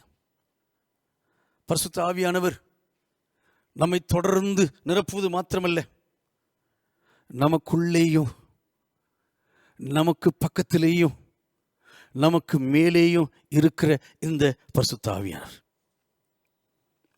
இந்த பரிசுத்த ஆவியானுடைய அபிஷேகத்தை பற்றி, நிறைவை பற்றி நாம் தியானிக்கும் பொழுது, அவர் என்றென்றைக்கு உங்களோடு இருக்கிற நித்தியமாய் இருக்கிற ஆவியானவர். நான் இருந்த அந்த இடத்துல வேறொரு தேற்றரவாளனை, வேறொரு உதவியாளரை, பாராக்ளேட்டோஸ், வேறொரு பாராக்ளேட்டோஸை நான் உங்களுக்கு அனுப்ப போகிறேன். அவர் உங்களுக்கு என்ன செய்வார்னா, இந்த உலகமானது இந்த ஆவியானவரை கண்டுகொள்ள முடியாது, பெற்றுக்கொள்ள முடியாது. ஆனால் நான், இந்த பரிசுத்த ஆவியானவர் உங்களுடைய வாசம் பண்ணுகிறது மாத்திரமில்லை, உங்களுக்குள்ளேயும் நிச்சயமாகவே இருப்பேன். யோவான் 14:16-17. சத்திய ஆவியாகிய வேறொரு தேற்றவாளன். இதுவரைக்கும் நான் செய்த ஊழியத்தை, நான் உங்களோடு இருந்து தைரியப்படுத்தின அந்த ஊழியத்தை, உங்களுக்காக ஜெபித்த அந்த ஊழியத்தை, மன்றாடின அந்த ஊழியத்தை பரிசுத்த ஆவியானவர் தொடர்ந்து உங்களுக்காக செய்வார். நான் எப்பொழுது பிதாவிடத்தை திரும்ப போகிறேன். ஆனால் இந்த பரிசுத்த ஆவியானவர் உங்களுக்கு நான் அனுப்புவதற்கு காரணம் தெரியுங்களா? உங்களை நான் திக்கற்றவர்களாய் விடவே மாட்டேன். பாவத்தை குறித்து இந்த பரிசுத்த ஆவியானவர் சுட்டி காட்டணும், நீதியை குறித்து அவர் சுட்டி காட்டணும், வரப்போகிற நியாய தீர்ப்பை குறித்து அவர் சுட்டி காட்டணும். பிசாசானவன் ஏற்கனவே நியாயம் தீர்க்கப்பட்டான் என்பதை மறந்து விடாதீர்கள். சிலுவை மரத்தில் பிசாசனுடைய வல்லமையானது முற்றிலுமாய் அழிக்கப்பட்டது. சிலுவையினுடைய வல்லமையிலே அவன் நியாயம் தீர்க்கப்பட்டான். இதே காரியத்தை நீங்கள் என்ன செய்யணும்னா புரிந்து கொள்ளணும். இந்த பரிசுத்த ஆவியானவர் நம்மை தொடர்ந்து துரத்தி கொண்டே இருக்கிறவர். ஒரு மனுஷன் அவனுடைய வாழ்க்கையை பற்றி பேசும் பொழுது பரிசுத்த ஆவியானவர் அவன் சொன்ன காரியம் என்ன தெரியுங்களா? பரிசுத்த ஆவியானவர் ஒரு வேட்டை நாயை போலன்னு சொன்னான். அவன் மிகவும் ஆண்டவரோடு இருந்த மனுஷன்தான். பின்மாறி போதை மருந்துக்கு அடிமையாகி அவனுடைய சாட்சியை சொல்லும் பொழுது 18ஆம் நூற்றாண்டில் அவன் எழுதி வைத்திருக்கிறான், இந்த பரிசுத்த ஆவியானவர் என்னுடைய வாழ்க்கையில் என்னை வேட்டை நாயை போல துரத்தி கொண்டே இருந்தார். எனக்கு சமாதானமே இல்லை. ஒரு சிலர் சொல்லுவாங்க தெரியுங்களா, சமாதானமே இல்லைங்க, குழப்பமாக இருக்குது, எதை செஞ்சாலும் எனக்கு கேள்வியாக இருக்குது, எது செஞ்சாலும் மனசில் ஒரு நிறைவே கிடையாது. நம்ம நினைப்போம் நம்முடைய குற்ற மனசாட்சி தான் அப்படி தான் செய்யுதுன்னு நினைப்போம். இல்லை, பரிசுத்த ஆவியானவர் வேட்டை நாயை போல என்னை துரத்தி கொண்டே இருக்கிறார். அவர் நினைக்கிற அந்த இடத்திற்கு நம்மை கொண்டு வந்து நிறுத்துகிற வரைக்கும் ஆண்டவர் என்ன சொல்வார்னா, உன்னை நான் விட போகிறதே கிடையாது. பிதாவிடத்திலிருந்து புறப்படுவருமாய் இருக்கிற சத்திய ஆவியாகிய தேற்றரவாளன் வரும் பொழுது அவர் என்னை குறித்து சாட்சி கொடுப்பார். திடீரென்று ஒரு நாள் நாம் ஒருவேளை இருளிலே உட்கார்ந்து கொண்டிருப்போம். திடீரென்று ஒரு நாள் பார்த்தீங்கன்னா பரிசுத்த ஆவியானவர் நம் மீது இயேசுவை நாம் பார்க்கும்படியாய் வெள்ளை விளக்குகளை, ஃப்ளட் லைட்ஸ், வெள்ளை விளக்குகளை இயேசுவின் மீது அவர் திருப்புவார். நாம் இருளில் உட்கார்ந்து கொண்டிருப்போம், நமக்கு ஒன்றுமே புரியாது. இயேசுவை சில நேரங்களில் தேடி கூட இருக்க மாட்டோம். இந்த வெள்ளை விளக்கை இயேசுவின் மீது திரும்பி காட்டும் பொழுது திடீரென்று நமக்கு தெரியும், இது தேவனே கிரியை செய்கிற நேரம். தேவன் கிரியை செய்கிற நேரம். நான் தேடலை, ஆனால் ஆண்டவர் என்னை தேடி வந்திருக்கிறார். அவர் ஒரு வேட்டை நாயை போல என்னை துரத்தி கொண்டே இருக்கிறார். பாவத்தை குறித்து அவர் என்னோடு பேசிக்கொண்டே இருக்கிறார். அது மாத்திரமல்ல, நியாய தீர்ப்பை குறித்தும் நீதியை குறித்தும் அவர் என்னோடு பேசிக்கொண்டே இருக்கிறார். பரிசுத்த ஆவியானவர் அவிசுவாசியின் இருதயத்தை சுவிசேஷத்திற்காய் திறக்க முடியும். ஒருவேளை இந்த வேளையில் உங்களுக்கு இயேசுவானவரை பற்றி ஒன்றுமே தெரியாமல் இருக்கலாம். ஆனால் இன்றைக்கு தேவனுடைய வாழ்க்கையில் ஒரு தாகத்தை உருவாக்கினாரே என்றால் அது பரிசுத்த ஆவியானுடைய கிரியை என்பதை மறந்துவிட வேண்டாம். ஒருவேளை நீங்கள் சொல்லலாம், இதெல்லாம் எனக்கு தெரியாது, இதெல்லாம் எனக்கு தேவையில்லை என்று சொல்லி போய்கொண்டே இருக்கலாம். ஒருவேளை இந்த வேளையில் தேவன் தம்முடைய அந்த ஃப்ளட் லைட்ஸ், அந்த வெள்ளை விளக்குகளை உங்கள் இயேசுவின் மீது அவர் செலுத்தும் பொழுது, அந்த வெளிச்சத்தில் இயேசுவை நீங்கள் பார்க்கும் பொழுது உங்களுக்கு தெரியும் இயேசுவானவர் உண்மையிலேயே ஜீவிக்கிற ஒரு தேவன் என்று. வாதாட முடியாது, கீழ்ப்படியதான் முடியும். இன்றைக்கு அநேகர் ரட்சிக்கப்படாமல் இருப்பதற்கு ஒரே ஒரு காரணம் அவருடைய பெருமை தான். அதெல்லாம் முடியாது, என்னால் விட்டு கொடுக்க முடியாது, இதை செய்ய முடியாது. கீழ்ப்படிஞ்சு பாருங்க, அப்பொழுது தெரியும் பரிசுத்த ஆவியானவர் நிச்சயமாகவே உங்கள் வாழ்க்கையில் அவர் கிரியை செய்வார். அநேக பாவிகள் நான் பார்த்துருக்கிறேன், பாவிகள் என்று சொல்லும் பொழுதே அவர்களுக்கு கோபம் வரும். பாவத்தை குறித்து ஆண்டவர் சுட்டி காட்டுவாரா? நான் பாவி இல்லையே, யார் சொன்னது நான் பாவின்னு? யார் சொன்னது? எங்கள் அப்பா அம்மா பாவி, எங்கள் ஸ்கூல் பாவி, எங்கள் டீச்சர் பாவி, என்னை சுற்றிலும் இருந்தவங்களாம் பாவி, என்னை நடத்தினவங்க பாவி, எல்லாருமே பாவி. நான் பாவியே கிடையாது பாஸ்டர். யார் சொன்னது நான் பாவின்னு? எத்தனை பேர் அப்படி இருக்காங்க தெரியுங்களா? பாவத்தை ஏற்றுக்கொள்வதற்கு ஒரு தாழ்மை வேணும்.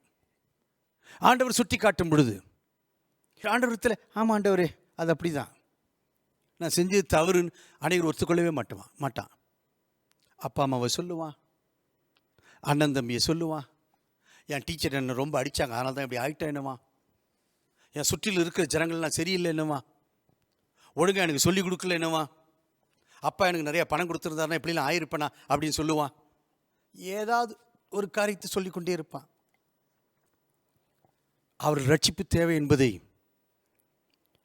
அவர்கள் ஒத்துக்கொள்ளவே மாட்டார்கள்.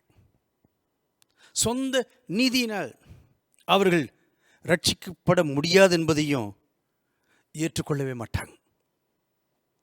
இன்றைக்கு நிறைய ஜனங்களுடைய வாழ்க்கை அப்படி தான் இருந்தீங்களா? அவங்களுடைய சுய பரிசுத்தத்தையே மற்றவர்களுக்கு எடுத்து காட்டி கொண்டிருப்பார்கள். நான் ஒன்றும் கொலை பண்ணலை, திருடலை, நான் ஒன்றும் தப்பு பண்ணலை, என்ன மாதிரி பரிசுத்தவானே கிடையாது. பாவத்தில் வாழும் மக்கள் இயேசுவின் இடத்துல கொண்டு வருவது பரிசுத்த ஆவியானுடைய வேலை தான். பாவத்தை குறித்து மாத்திரமில்லை, நீதியை குறித்தும் நியாய தீர்ப்பை குறித்தும் அவர் கண்டித்து உணர்த்துவார். நான் உங்களுக்கு சொல்கிறேன், ஆனால் பரிசுத்த ஆவியானுடைய வேலை இது நம்முடைய வேலையே கிடையாது. அதை நாம் கற்றுக்கொள்ளணும். அநேகர் நாம் சொல்லுகிற காரியம் என்ன தெரியுங்களா? நான் இப்போ தான் அதை கொஞ்சம் கொஞ்சமாக கற்றுக்கொள்ளுன்னு நினைக்கிறேன். தேவனுடைய வார்த்தை இதுதான் சொல்லுது, தேவனுடைய வழி இதுதான் நம்ம சொல்ல முடியும். ஆனால் பரிசுத்த ஆவியானுடைய வேலையை நம்ம எடுத்துக்கொள்ளவே கூடாது. அது நடக்காது. நான் நினைக்கிறேன், சில நேரத்தில் நம்ம பேசி ஜன இடத்துல சொல்ல முயற்சி செய்வோம். பரிசுத்த ஆவியானவர் இப்படி தான் சொல்கிறார், தேவனுடைய வார்த்தை இப்படி தான் பேசுது அப்படின்னு சொல்ல முயற்சி செய்வோம். ஆனால் நாமே பரிசுத்த ஆவியானவராய் மாறவே கூடாது. நான் உங்களுக்கு சொல்கிறேன், நாம் அப்படி மாறினோன்னா மற்றவங்களை நியாயம் தீர்க்க ஆரம்பிப்போம், குற்றவாளிகள் என்று நாமே தீர்மானிப்போம். நாம் சொல்லலாம், தேவனுடைய வார்த்தை இப்படி தான் சொல்லுது. ஒரு குதிரையை தண்ணிக்கிட்ட கொண்டு போகலாங்க, குடிக்க வேண்டியது குதிரை தான். நான் மாத்திரம் அது குடிக்கலைன்னா நான் ஏன் மேலே அந்த குற்றத்தையும் எடுத்துக்கொள்ள முடியாது. அது குடிக்கிற நேரத்தில் நிச்சயமாகவே குடிக்கும். குடிக்க வேண்டிய ஒரு நேரம் வரும், அப்பொழுது குடிக்கும். ஆனால் நான் செய்ய வேண்டியது குதிரையை தண்ணி இடத்துல கொண்டு போகலாம். பெந்தெகோஸ்து நாளில் 3000 பேர் ரட்சிக்கப்பட்டாங்களே, அதுக்கு காரணம் என்ன? பேதுருவா? அவர் செய்த மகா பெரிய பிரசங்கத்தினாலேயா? இருதயத்தில் ஜனங்கள் குத்தப்பட்டார்களே, இது என்ன? இவர் செய்த மகா பெரிய இறையில் படித்து விட்டு வந்த பேராசிரியராக இருந்த பேதுருவனாலேயா? ஒன்றுமே கிடையாது. சாதாரண மீனவன் அந்த ஜனங்கள் மத்தியில் இந்த மனுஷன் பேசும் பொழுது உலகத்திலிருந்து பல பகுதியிலிருந்து வந்திருக்கிற இந்த யூதர்களிடத்தில் இவன் பேசும் பொழுது, தேவனுடைய செய்தியை கொடுக்கும் பொழுது அவர்கள் இருதயத்தில் குத்தப்பட்டார்கள். காரணம், பரிசுத்த ஆவியானவர் கிரியை செய்ய ஆரம்பித்தார். யோவான் 16ஆம் அதிகாரத்தில் 9ஆம் வசனத்தில் சொல்லப்பட்டிருக்கிறது. ஆண்டவர் சொல்றார், அவர்கள் என்னை விசுவாசியாதபடியினாலே. மனுஷனுடைய உண்மையான பாவம் என்ன தெரியுங்களா? தேவனை விசுவாசிக்க மாட்டான். தேவனிடத்தில் வந்து தன்னையே தாழ்த்த மாட்டான். ஆண்டவரே, எனக்கு இந்த பாவத்திலிருந்து விடுதலை தேவை, என்னுடைய நீதி போதுன்னு நான் நினச்சிக்கிட்டு இருந்தேன். என்னுடைய சுய நீதி என்னை ரட்சிக்கவே முடியாது. எனக்கு உம்முடைய நீதி, உம்முடைய வார்த்தைகள் எனக்கு தேவை. உம்முடைய பிரசன்னம், உம்முடைய வல்லமை எனக்கு தேவை. பாவத்தை குறித்தும் நீதியை குறித்தும் நியாய தீர்ப்பை குறித்தும் என்னோடு நீர் திட்டவட்டமாய் பேசும் என்று சொல்லுகிற அந்த மனப்பான்மை ஒரு மனுஷனுக்கு முதல்ல வரணும். ஆண்டவர் சொன்னது என்ன தெரியுங்களா? வேதபாரகர் பரிசேயர் என்பவருடைய நீதியிலும் உங்கள் நீதி அதிகமாயிராவிட்டால் பரலோக ராஜ்யத்தில் பிரவேசிக்க மாட்டீர்கள். அந்த காலத்தில் பெரிய பரிசுத்தவான்களே இவங்க 2 பேர் தான், பரிசேயரும் வேதபாரகரும். சதுசேயர் அப்படிலாம் கிடையாது. அவன் இங்கேயும் இருப்பான், அங்கேயும் இருப்பான், மேலே உட்காந்துருக்கணும். அவனுக்கு அவ்வளோதான். அவனுக்கு எப்படின்னா ஆட்சி செய்யணும். ஆட்சி செய்கிறதுக்கு இடம் கொடுக்கும் இடத்துலலாம் சதுசேயர் இருப்பான். நீங்கள் படித்து பாருங்க. ஆனால் பரிசேயருக்கு எப்படின்னா பரிசுத்தமாக இருக்கணும். வேதபாரகருக்கு தேவனுடைய வார்த்தையை கரைத்து குடிக்கணும். அதுதான் அவனுடைய வாழ்க்கையினுடைய லக்கே. ஆண்டவர் சொன்னது, இவர்களுடைய நீதியை காட்டிலும் நீ இருக்கணும். அப்படி இல்லைன்னா பரலோக ராஜ்யத்திலையும் வர முடியாது. பாருங்க, நான் சாதாரணமாக பார்த்துருக்கிறேன்.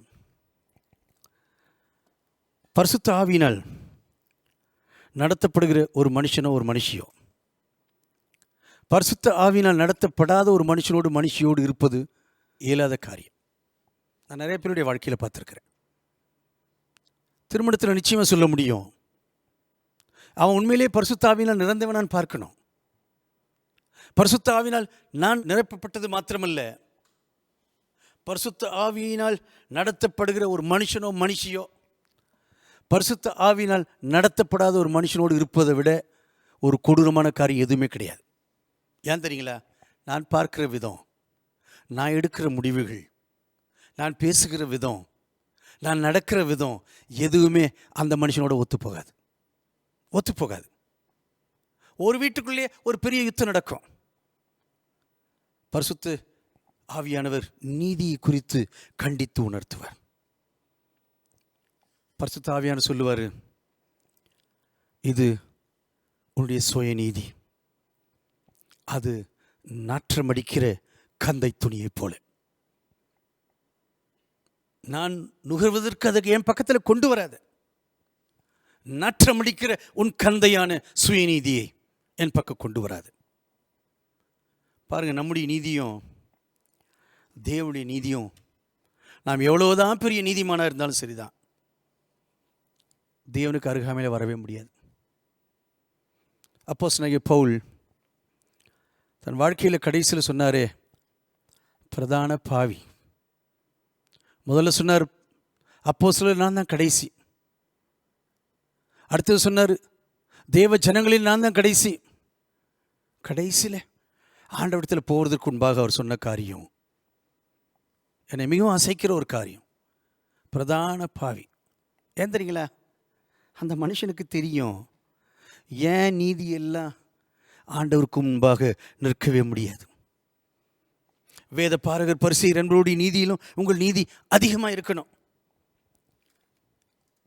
அருமையான தேவனுடைய ஜனமே, என் நண்பனை ஒரு முறை பார்க்க போனேன். அவன் ஐரோப்பா கண்டத்தில் மிகவும் அருமையாக கிட்டார் வாசிக்கிறவன். ரட்சிக்கப்படுவதற்கு முன்பாக எந்த ஒரு பெரிய ராக் கன்சர்ட்டாக இருந்தாலும் சரிதான், அவனை தான் கூப்பிடுவாங்க. அவனுடைய வீட்டுக்கு ரட்சிக்கப்படுவதற்கு முன்பாக போனேன். வீட்டுக்குள்ளேயே ஒரு பெரிய அறையை கட்டி, நல்லா ஒரு 50 அடி நீளம் இருக்கும், ஒரு 20 அடி அகலம், ஏர் கண்டிஷன் பண்ணி கிட்டாராக வச்சுருக்கிறான். அந்த கிட்டாரே பல லட்சங்கள் இருக்கும். என்னை கொண்டு போய் எல்லாத்தையும் காமிச்சு, காண்பித்து விட்டு மத்திய உணவுக்கு அழைத்திருந்தான் அவனும் மனைவியும். அவங்க இந்தியா கூட வந்திருக்கிறாங்க. காண்பித்து சொல்லக்கூடாத ஒரு காரியத்தை சொன்னானே.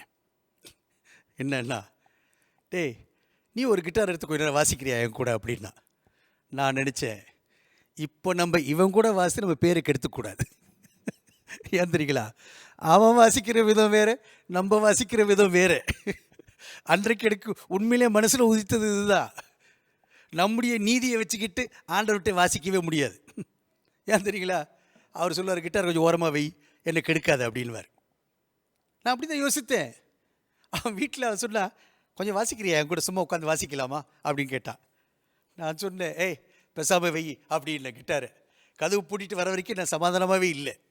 ஏன் அதை சொல்கிறேன்னா, இது மாதிரி தான் சில நேரத்தில் நம்ம ஆண்டவர்கிட்ட நம்முடைய நீதியெல்லாம் காட்டும் பொழுது ஆண்டவர் சொல்லுவார், உன் நீதி இருக்க இதை நாற்றமடிக்கிற கந்தை.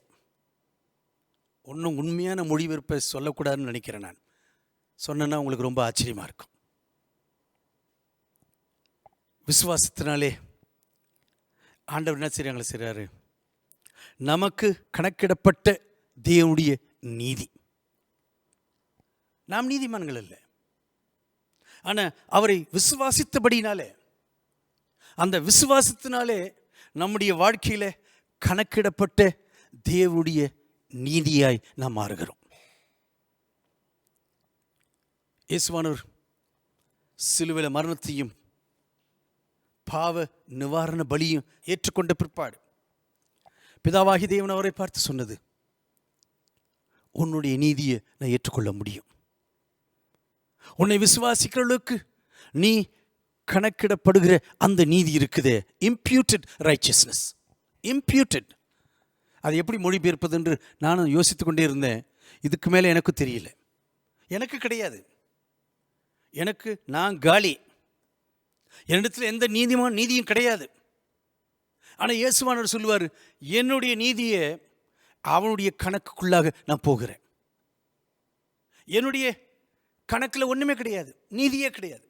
ஆனால் ஆண்டவர் சொல்வார், என் மீது விசுவாசிக்கிறல்ல, என்னுடைய நீதியை உன்னிடத்தில் நான் தருகிறேன். பாவத்தை குறித்தும் நீதியை குறித்தும் இதை பற்றி தெரிஞ்சு கொள்ளணும்னா ரோமருக்கு எழுதின நிருபம் 4ஆம் அதிகாரத்தில் 21ஆம் வசனத்திலிருந்து 24ஆம் வசனத்தை குறித்து படிக்கும் பொழுது, ஆபிரகாமை குறித்து பேசும் பொழுது, அவன் விசுவாசத்தினாலே நீதிமானானான். அவனுடைய செயல்னால இல்லை, அவனுடைய விசுவாசத்தினாலே. அதே போல நமக்காக எழுதப்பட்டிருக்கிறது, நம்முடைய கர்த்தராகிய இயேசுவை மரித்தோரிலிருந்து எழுப்பினவரை விசுவாசிக்கிற நமக்கும் அப்படியே எண்ணப்படும்.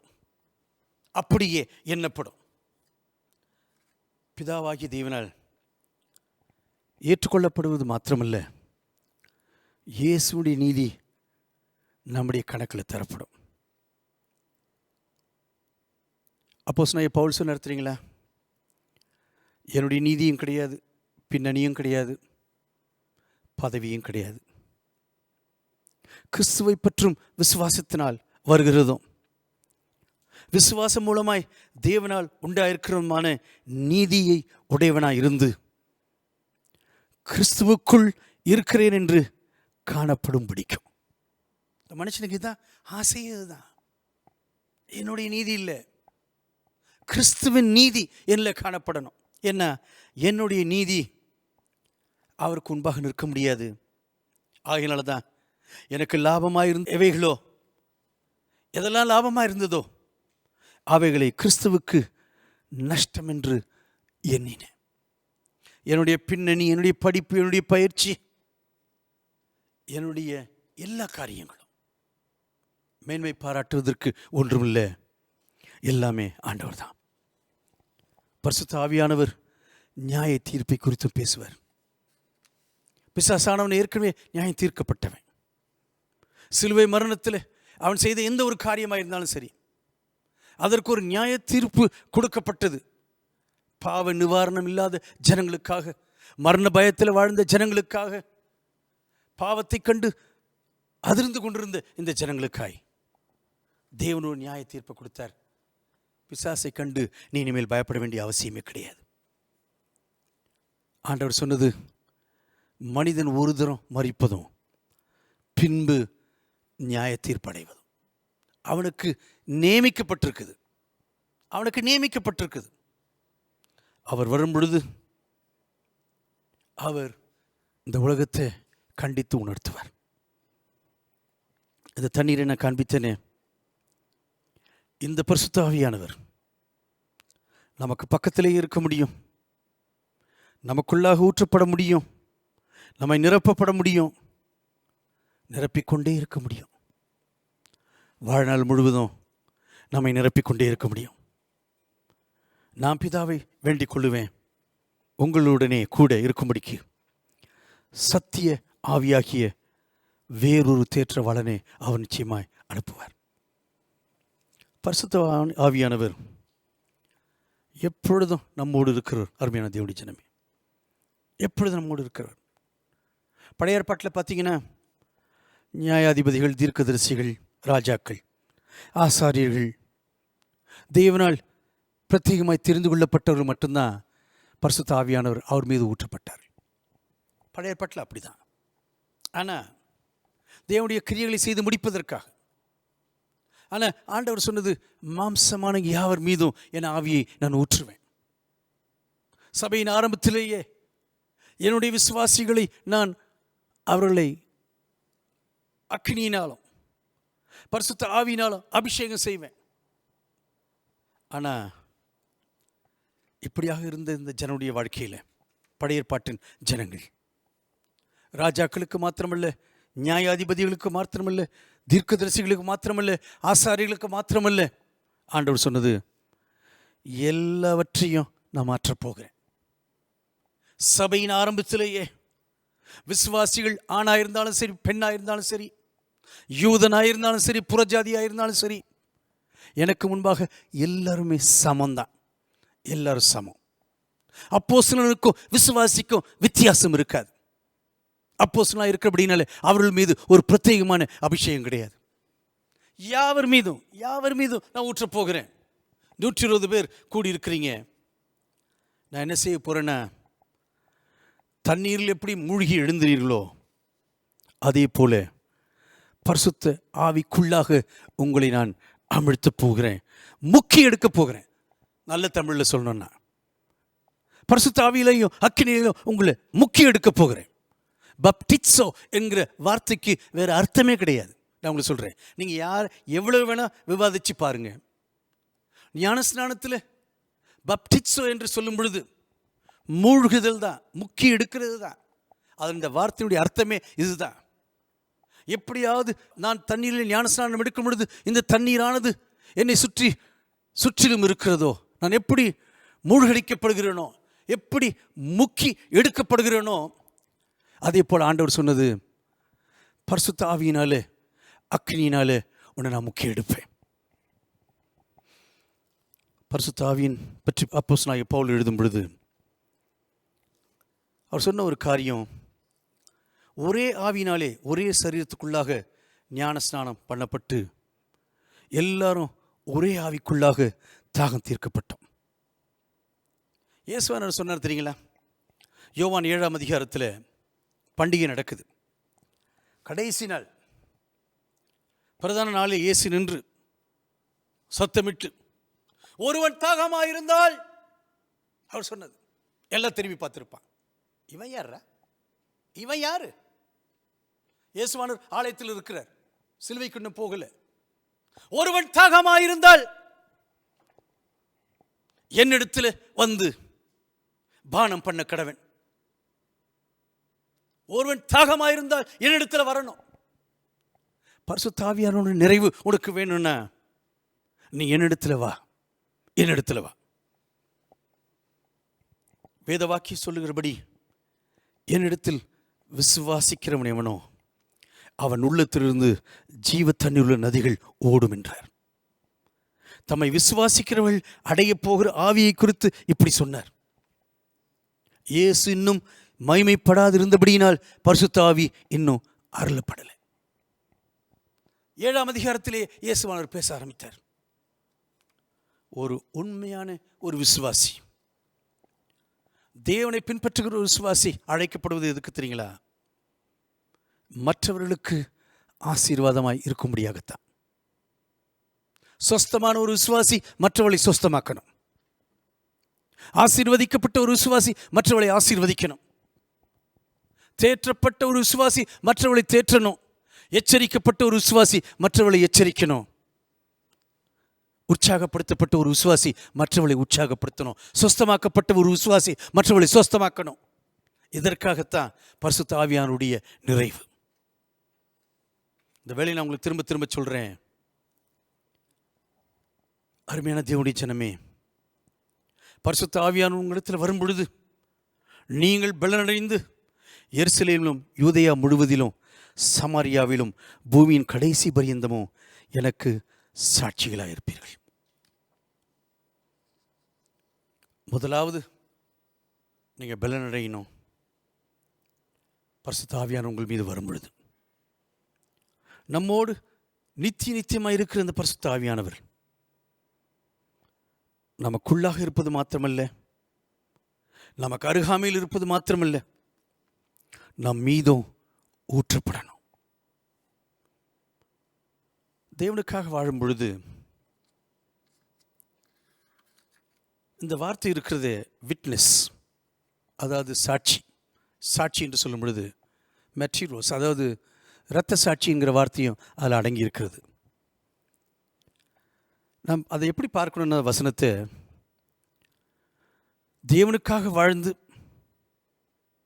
விசுவாசத்திற்காக மரிக்கவும் தயாராக இருக்கிறவன் ஒரு விசுவாசி.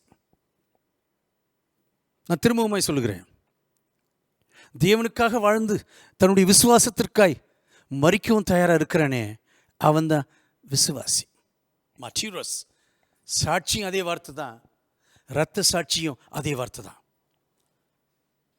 காரணம் ஏன் தெரியுங்களா? இந்த பேதுரு முற்றிலுமே மாற்றப்பட்டானே, இவ்வளவு பயந்து ஒளிந்து கொண்டிருந்த இந்த மனுஷன் மாற்றப்பட்டானே. காரணம் தெரியுங்களா? இயேசுனுடைய உயிர் தெழுதல், பரிசுத்த ஆவியானுடைய அபிஷேகம், அந்த நிறைவு.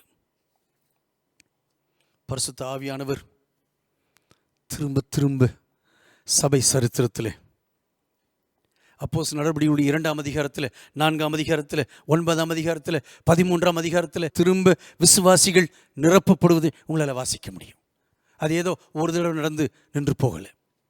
ஒரு சிலர் சொல்லுவாங்க, அது சபை ஆரம்பிக்கும் பொழுது தேவைப்பட்டுச்சு, அதற்கு பிற்பாடு ஒன்றுமே கிடையாது, அதெல்லாம் ஒன்றும் கண்டுகொள்ளாதீங்க அப்படின்னு சொல்லுவாங்க.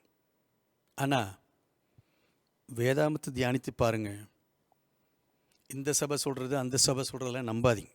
நான் உங்களுக்கு சொல்கிறேன், வேதம் என்ன சொல்லுதுன்னு கேளுங்க. காரணம், கடைசி நாளிலே நீங்களும் நான் இயேசுக்கு முன்பாக நிற்கும் பொழுது நம்மை நியாயம் தீர்க்க போகிறது எந்த சபையும் கிடையாது, எந்த போதகனும் கிடையாது, எந்த போதனையும் கிடையாது. நம்மை நியாயம் தீர்க்க போவது தேவனுடைய வார்த்தை மட்டும்தான். தேவனுடைய வார்த்தை மட்டும்தான். இந்த அப்போஸ்தலனாகிய பவுல் எபேசு சபைக்கு எழுதும் பொழுது, துன்மார்க்கத்திற்கு ஏதுவான மதுபான வெறி கொள்ளாமல் ஆவியினால் நிறைந்து சங்கீதங்களினாலும் கீர்த்தனைகளினாலும் ஞான பாட்டுகளினாலும் ஒருவருக்கொருவர் புத்தி சொல்லிக்கொண்டு உங்கள் இருதயத்தில் கர்த்தரை பாடி கீர்த்தனம் பண்ணி, துன்மார்க்கத்திற்கு ஏதுவான மதுபான வெறி கொள்ளாமல். ஏன் அப்போஸ்தலனாகிய பவுல் இப்பேற்பட்ட ஒரு ஒப்பிடுதலை கொண்டு வரணும்? மதுபானத்தில் வெறி கொள்ளாமல்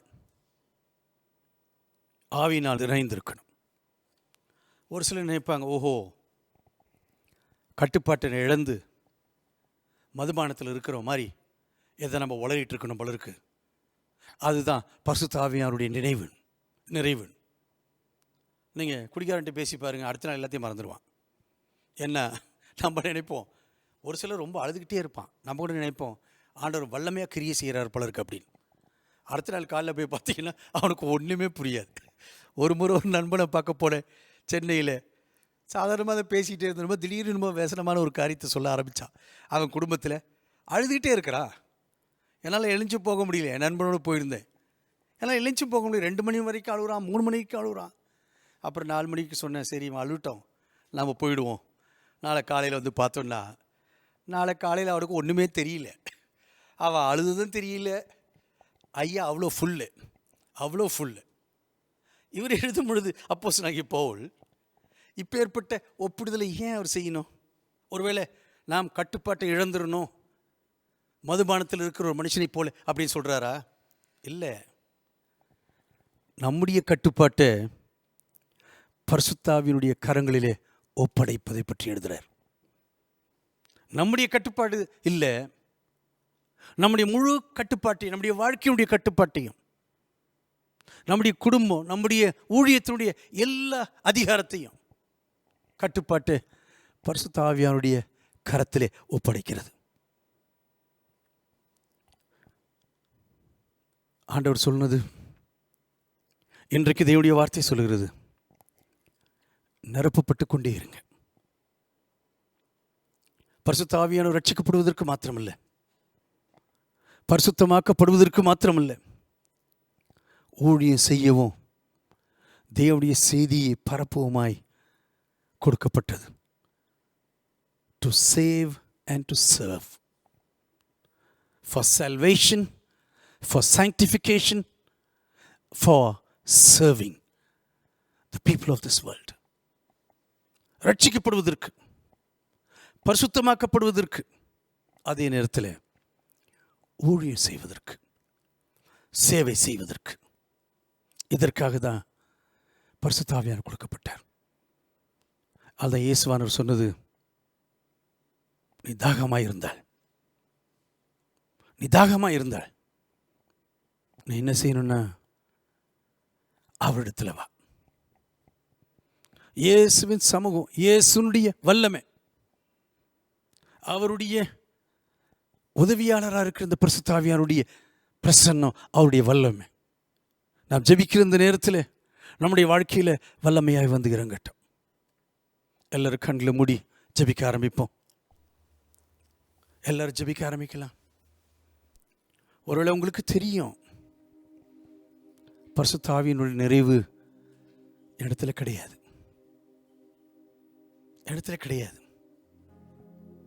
தேவனுக்காக பல காரியங்களை செய்கிறேன், ஊழியம் கூட செய்கிறேன், ஆனால் பரிசுத்த ஆவி நிறைவு என்பது எனக்கு தெரியாது. ஆனால் பரிசுத்த ஆவியானுடைய நிறைவு இல்லாமல் எந்த ஒரு மனுஷனாக இருந்தாலும் சரிதான், பெரிய காரியங்களை அவர்கள் தேவனுக்காய் சாதித்ததே கிடையாது. ஒருவன் தாகமாக இருந்தால் அவன் என்னிடத்தில் வர கடவன், என்னிடத்தில் ஓடிவா, இயேசுவினிடத்தில் ஓடிவா. இயேசுவே பரிசுத்த ஆவியானுடைய வல்லமை, அவருடைய பிரசன்னம் எனக்கு தேவை. இந்த நேரத்தில் எனக்கு தேவை. என்னை வல்லமையாய் தொடும். நீங்க எங்க இருந்தாலும் சரி, முழங்கால் படியிட்டு ஜெபிக்க ஆரம்பிங்க. தொடர்ந்து ஜெபிக்க ஆரம்பிங்க. இயேசுவானவர் ஞான ஸ்நானத்தின் தண்ணீரிலிருந்து வெளியே வரும் பொழுது அவர் ஜெபிக்க ஆரம்பித்தார். பரிசுத்த ஆவியானவர் அவர் மீது புறாவை போல இறங்க ஆரம்பித்தார். ஒருவேளை உங்களுக்கு வல்லமையற்ற விசுவாச வாழ்க்கையை நீங்கள் வாழ்ந்து கொண்டிருக்கலாம். ஆவி நிறைவில்லாமல் வாழ்ந்து கொண்டிருக்கலாம். நீங்க ஆண்டவரிடத்தில் சொல்லலாம், ஆண்டவரே என்னை ஆளுகை செய்யும்.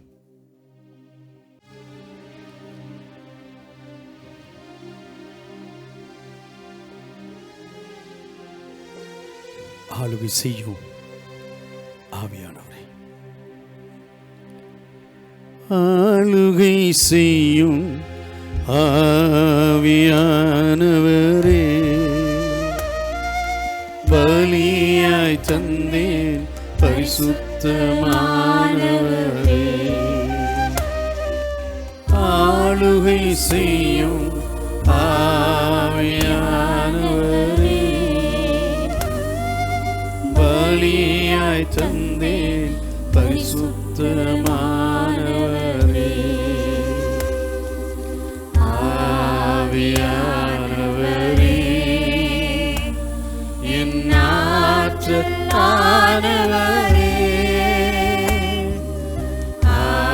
ஆவியானவரே, என் ஆற்றலானவரே,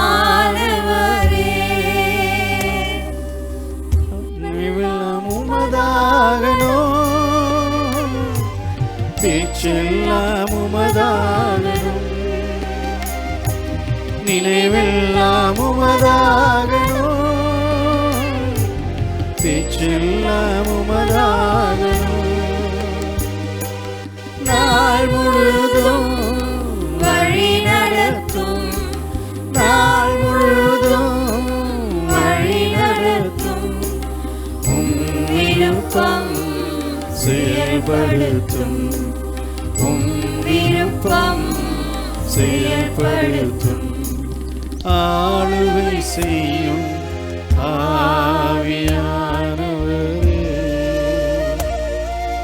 பலியாய் தந்தேன் பரிசுத்தமானவரே, ஆளுகை செய்யும் ஆவியானவரே, பலியாய் தந்தேன் பரிசுத்தமானவரே, அதிசயம் செய்பவரே, ஆறுதல் நாயகனே, அதிசயம் செய்பவரே, ஆறுதல் நாயகனே, காயம் கட்டும் கர்த்தாவே, காயம் கட்டும் கர்த்தாவே, கண்ணீரெல்லாம் துடைப்பவரே, கண்ணீரெல்லாம் துடைப்பவரே, ஆளுகை செய்யும் ஆவியானவரே, பலியாய் தந்தேன் பரிசுத்தமானவரே, ஆளுகை செய்யும் ஆவியானவரே, பலியாய் தந்தேன் பரிசுத்தமானவரே, புதிதாக்கும் பரிசுத்தரே, புதுப்படைப்பாய் மாற்றுமையா, புதிதாக்கும் பரிசுத்தரே,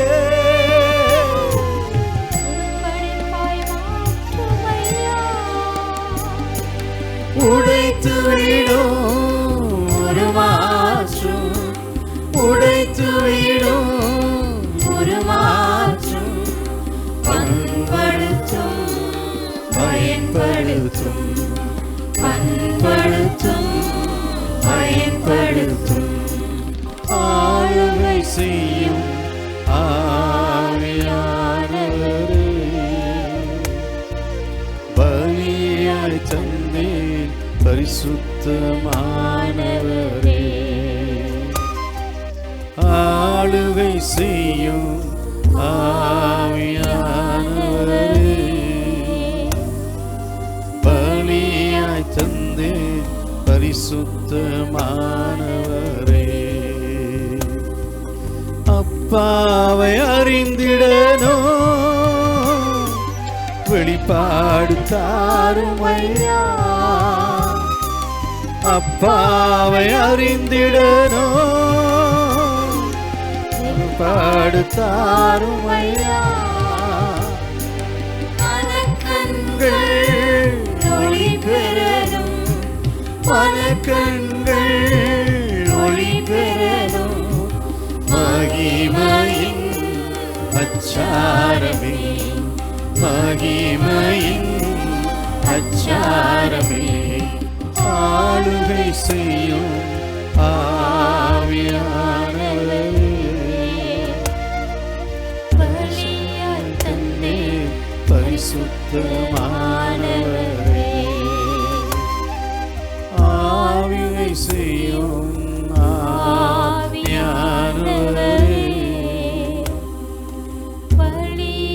தந்தே பரிசுத்தமானவரே. எல்லாரும் தொடர்ந்து ஆராதிக்கலாம். இந்த காலை வேளையில இந்த செய்தியை கேட்டுக்கொண்டிருக்கிற ஒருவருடைய மனதில் ஒரு சில கேள்விகள் வரலாம். ஞானஸ்நானம் என்று சொல்லும் பொழுது முழுகுதல் மட்டும்தானா? அருமையான தேவனுடைய ஜனமே, அந்த வார்த்தையிலிருந்து எனக்கு வேறொரு அர்த்தம் தெரியாது. பப்டிட்சோ என்கிற கிரேக்கம் வார்த்தைக்கு முழுகுதல் தவிர, முக்கி எடுக்கப்படுதலை தவிர வேறு எதுவும் எனக்கு தெரியாது. ஒருவேளை நமக்கு அந்த வார்த்தை பிடிக்காம இருக்கலாம். நாம் கேட்ட சத்தியத்திற்கும் அதற்கும் ஒத்து போகாமல் இருக்கலாம். நமது காலை வேளையில, இந்த வேளையில் நாம் பின்பற்றுவது எந்த சத்தியத்தை, எதை நாம் பின்பற்றிக் கொண்டிருக்கிறோம்? தேவனுடைய வார்த்தையை பின்பற்றுகிறோமா, அல்லது ஒரு சபையினுடைய போதனையை, ஒரு மனிதனுடைய போதனையை நாம் பின்பற்றி போகிறோம்? நாம் சொல்ல வேண்டியது, ஆண்டவரே உம்முடைய வார்த்தைக்கு நான் கீழ்ப்படிவேன். இயேசுவானவர் உரத்த சத்தமாய் உங்களையும் என்னையும் பார்த்து சொல்வது, ஒருவன் தாகமாயிருந்தால்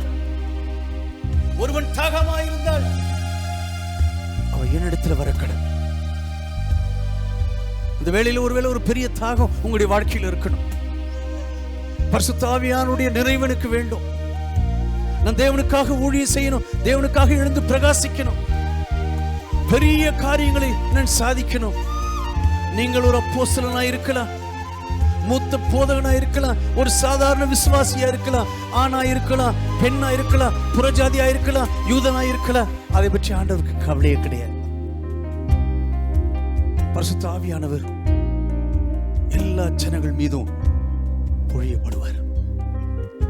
இந்த நேரத்தில் ஜெபிக்கும் பொழுது, தேவனுடைய சமூகத்தில் முழங்கால் படிட்டு ஜெபிக்கும் பொழுது, பரிசுத்த ஆவியானவர் உங்கள் மீது வந்து நிச்சயமாகவே இறங்குவார், உங்களை நிரப்புவார்.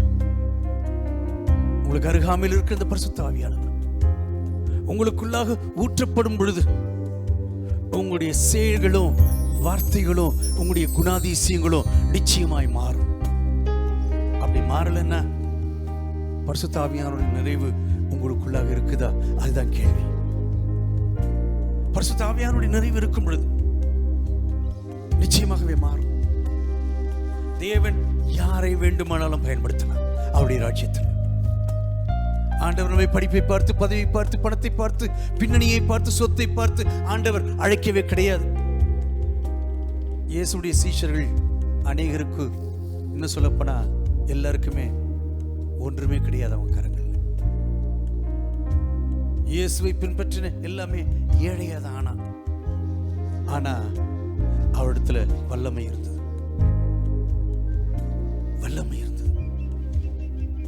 ஏழை ஜனங்கள் தான், படிப்பறிவு இல்லாத ஜனங்கள் தான், ஒன்றுமில்லாதவர்கள் தான், கலிலேயர்கள் தான், யாரும் மதிக்காத இஸ்ரவேல் தேசத்தின் வடக்கு பகுதியிலிருந்து வந்தவர்கள் தான். ஆனா ஆண்டவர் சொன்னது, உங்களுக்குள்ளாக என்னுடைய வல்லமை வரும் பொழுது உங்களை நான் முற்றிலுமாய் மாற்றுவேன். உலகத்தின் கடைசி பரியந்த நான் உங்களை எடுத்து செல்லுவேன்.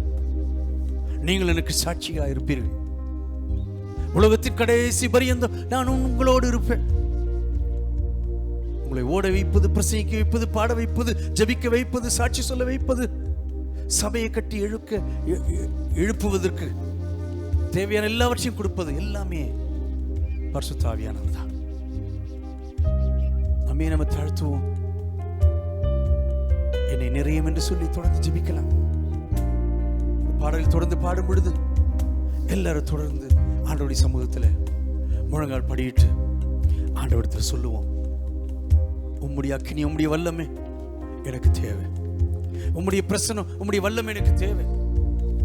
நீர் என்னை நிரப்புகிற வரைக்கும் நான் உம்மை விட போகிறதே கிடையாது. உள்ளான மனிதனை வல்லமையாய் பலப்படுத்தும். உள்ளான மனிதனை வல்லமையாய் பலப்படுத்தும். அன்பு ஒன்றே ஆதிவேராய், அன்பு ஒன்றே ஆடிவேராய், அடித்தளமாய் அமைந்திடனும், அடித்தளமாய் அமைந்திடனும்.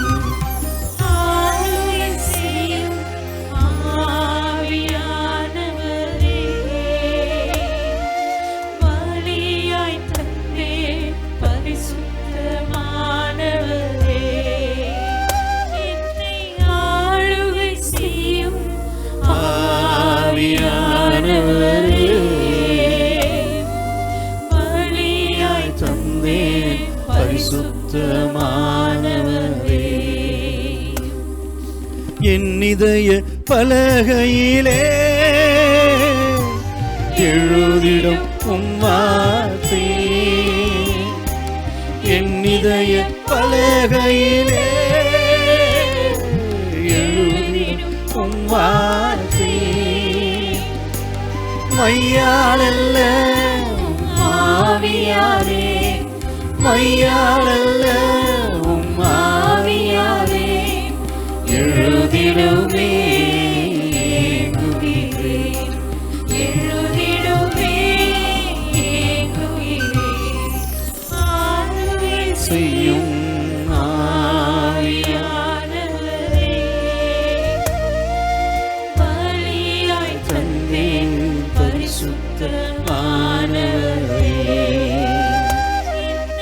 ஆளுகை செய்யும் ஆவியானவரே, பலியாய் தந்தேன் பரிசுத்தமானவரே. அரண்களை தகர்த்தெறியோ என் அன்பின் வல்லவரே, அரண்களை தகர்த்தெறியோ வல்லவரே. எதிரான எண்ணங்களை, எதிரான எண்ணங்களை கீழ்ப்படுத்தும், சிறைப்படுத்தும், கீழ்ப்படுத்தும், சிறைப்படுத்தும். ஆளுகை செய்யும் ஆவியானவரே, பலியாய் தந்தேன் பரிசுத்தமானவரே.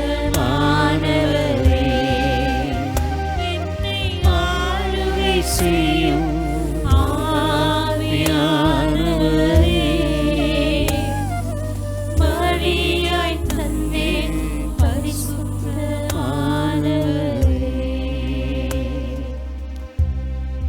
எங்க இருந்தாலும் சரி ஆண்டுடைய சமூகத்தில் நாங்கள் படியிடலாம். கரங்களை உயர்த்தி, தலைகளை உயர்த்தி, அப்படி சத்தத்தை உயர்த்தி ஆண்டவரிடத்தில் ஜெபிப்போம். என்னை நிரப்ப ஆண்டவரே, நிரப்பிக்கொண்டே இரும். என்னுடைய வாழ்க்கையினுடைய கட்டுப்பாட்டை உங்களுடைய கரங்களிலே நான் வைக்கிறேன். பரிசுத்த ஆவியானவரே, நித்திய நித்தியமாய் என்னோடு இருக்கிற பரிசுத்த ஆவியானவரே, தேவனாய் இருக்கிற பரிசுத்த ஆவியானவரே, உம்முடைய கரத்தில் என்னுடைய வாழ்க்கையை நான் வைக்கிறேன். நீர் வழி நடத்தும், நீர் என்னை சுமந்து செல்லும், என்னை எல்லா அசத்தியத்திற்குள்ளாக நடத்தும். பாவத்தை குறித்து, நீதியை குறித்து, நியாய தீர்ப்பை குறித்தும் ஆண்டவரை நீர் கண்டித்து உணர்த்தும். நீர் தேவனாய் இருக்கிறீர், நீர் தேவனாய் இருக்கிறீர். என்னுடைய வாழ்க்கையில நான் உம்மை துக்கப்படுத்தவே கூடாது. என்னுடைய கசப்பும், என்னுடைய கோபமும்,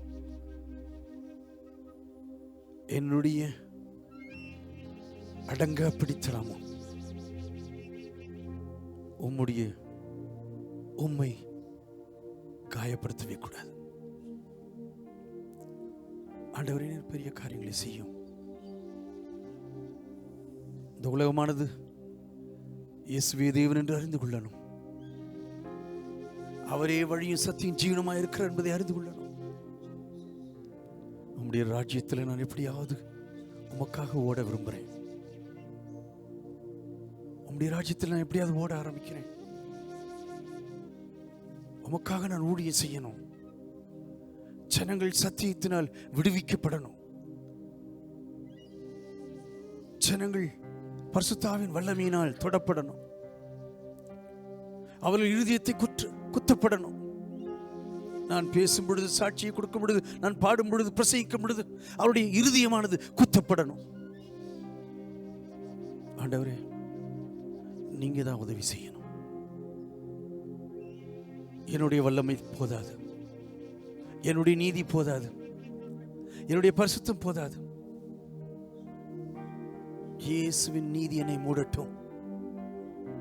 இயேசுவின் பரிசுத்தம் எனக்கு தரப்படட்டும். இந்த வேளையில கிருபையினாலே ரட்சிக்கப்பட்டேன். இந்த கிருபையினாலே நான் இந்த உலகத்தை பார்க்கணும்.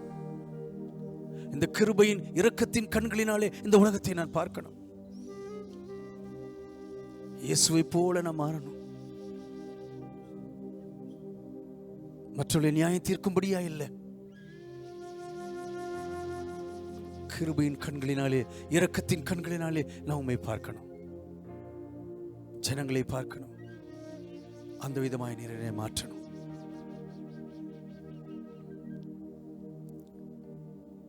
எல்லாரும் தொடர்ந்து ஜெபிக்கலாம். மனிதர்கள் மத்தியிலே வாசம் செய்கிற பரிசுத்த ஆவியானவர் அவர் நம்முடைய மத்தியிலே வந்து வாசம் செய்யணும். நம்முடைய தனிப்பட்ட வாழ்க்கையில, நம்முடைய குடும்பங்களில, நம்முடைய சபையில, நம்முடைய ஊழியத்தில் அவர் இல்லைன்னா நான் ஒண்ணுமே கிடையாது.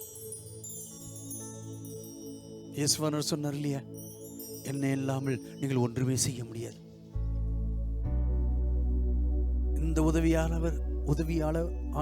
செய்கிறவர், இந்த உதவியாளர் பாராக்லேட்டோஸ், நம்மை உற்சாகப்படுத்துகிறவர், நம்மை தைரியப்படுத்துகிறவர், நம்மோடு இருக்கிறவர், நமக்குள்ளாக இருக்கிறவர், நம்மை நடத்துகிறவர், நம்மை உணர்த்துகிறவர். இவர் இல்லாமல் நான் ஒன்றையும் சாதிக்க முடியாது. எல்லாரும் பயபக்தியாய் பாடுவோம்.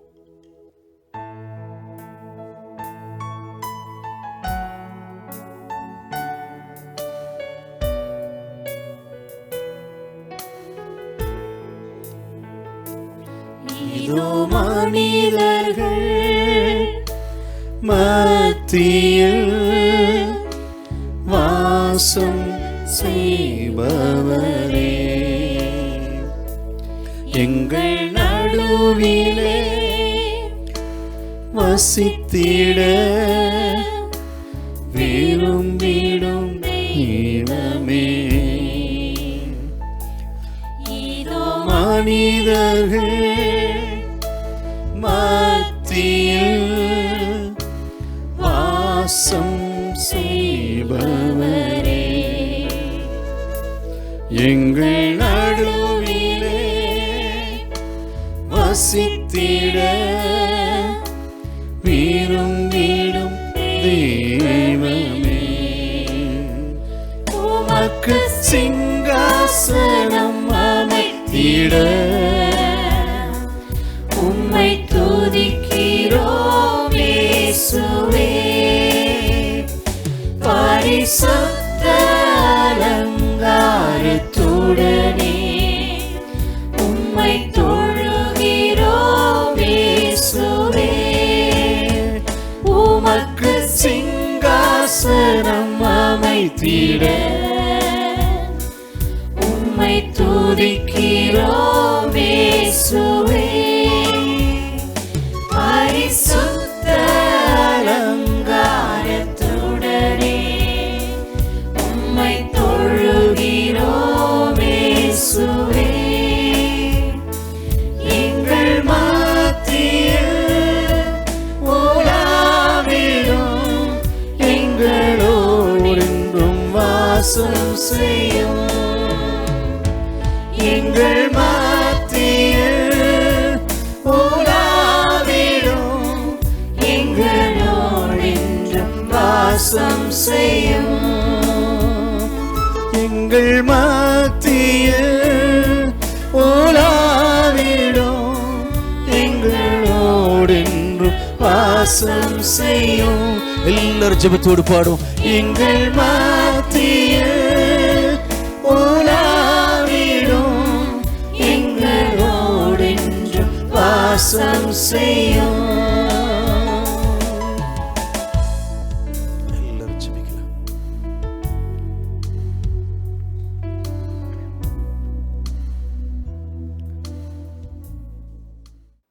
நான் ஜெபிக்க போகிறேன். அந்த பரிசுத்த ஆவியினுடைய நிறைவுக்காய் காத்திருப்பது எப்படி எழுதப்பட்டிருக்குன்னா, பிரசன்ட் கண்டினியூஸ் டென்ஸ், காத்து கொண்டே இருக்கணும். ஒரு முறை காத்து கொண்டிருந்து விட்டு போகிற காரியம் இல்லை. தட்டிக்கொண்டே இருங்கள், அப்பொழுது திறக்கப்படும். கேட்டுக்கொண்டே இருங்கள், அப்பொழுது கொடுக்கப்படும். அப்படிதான் மொழிபெயர்க்கணும். அதே போல தாகமாயிருந்தாள் தேவனுக்கு திரும்ப திரும்ப திரும்ப திரும்ப வந்து கொண்டே இருங்கள். நேரம் கிடைக்கும் போதெல்லாம் ஆண்டவருடைய சமூகத்தை தேடுங்க. ஆண்டவர் நிரப்புவார். பரிசுத்தாவின் வல்லமையினால் நம்மை நிரப்புவார். இயேசு இந்த வேளையில் இந்த செய்தியை கேட்டு ஒவ்வொரு ஜனத்திற்காய், ஒரு விசுவாசிக்காய், ஒரு நண்பனுக்காய் நான் ஜெபிக்கிறேன். பாவத்தை குறித்தும் நீதியை குறித்தும் நியாய தீர்ப்பை குறித்தும் உணர்த்துகிறவர் நீராண்டவரே.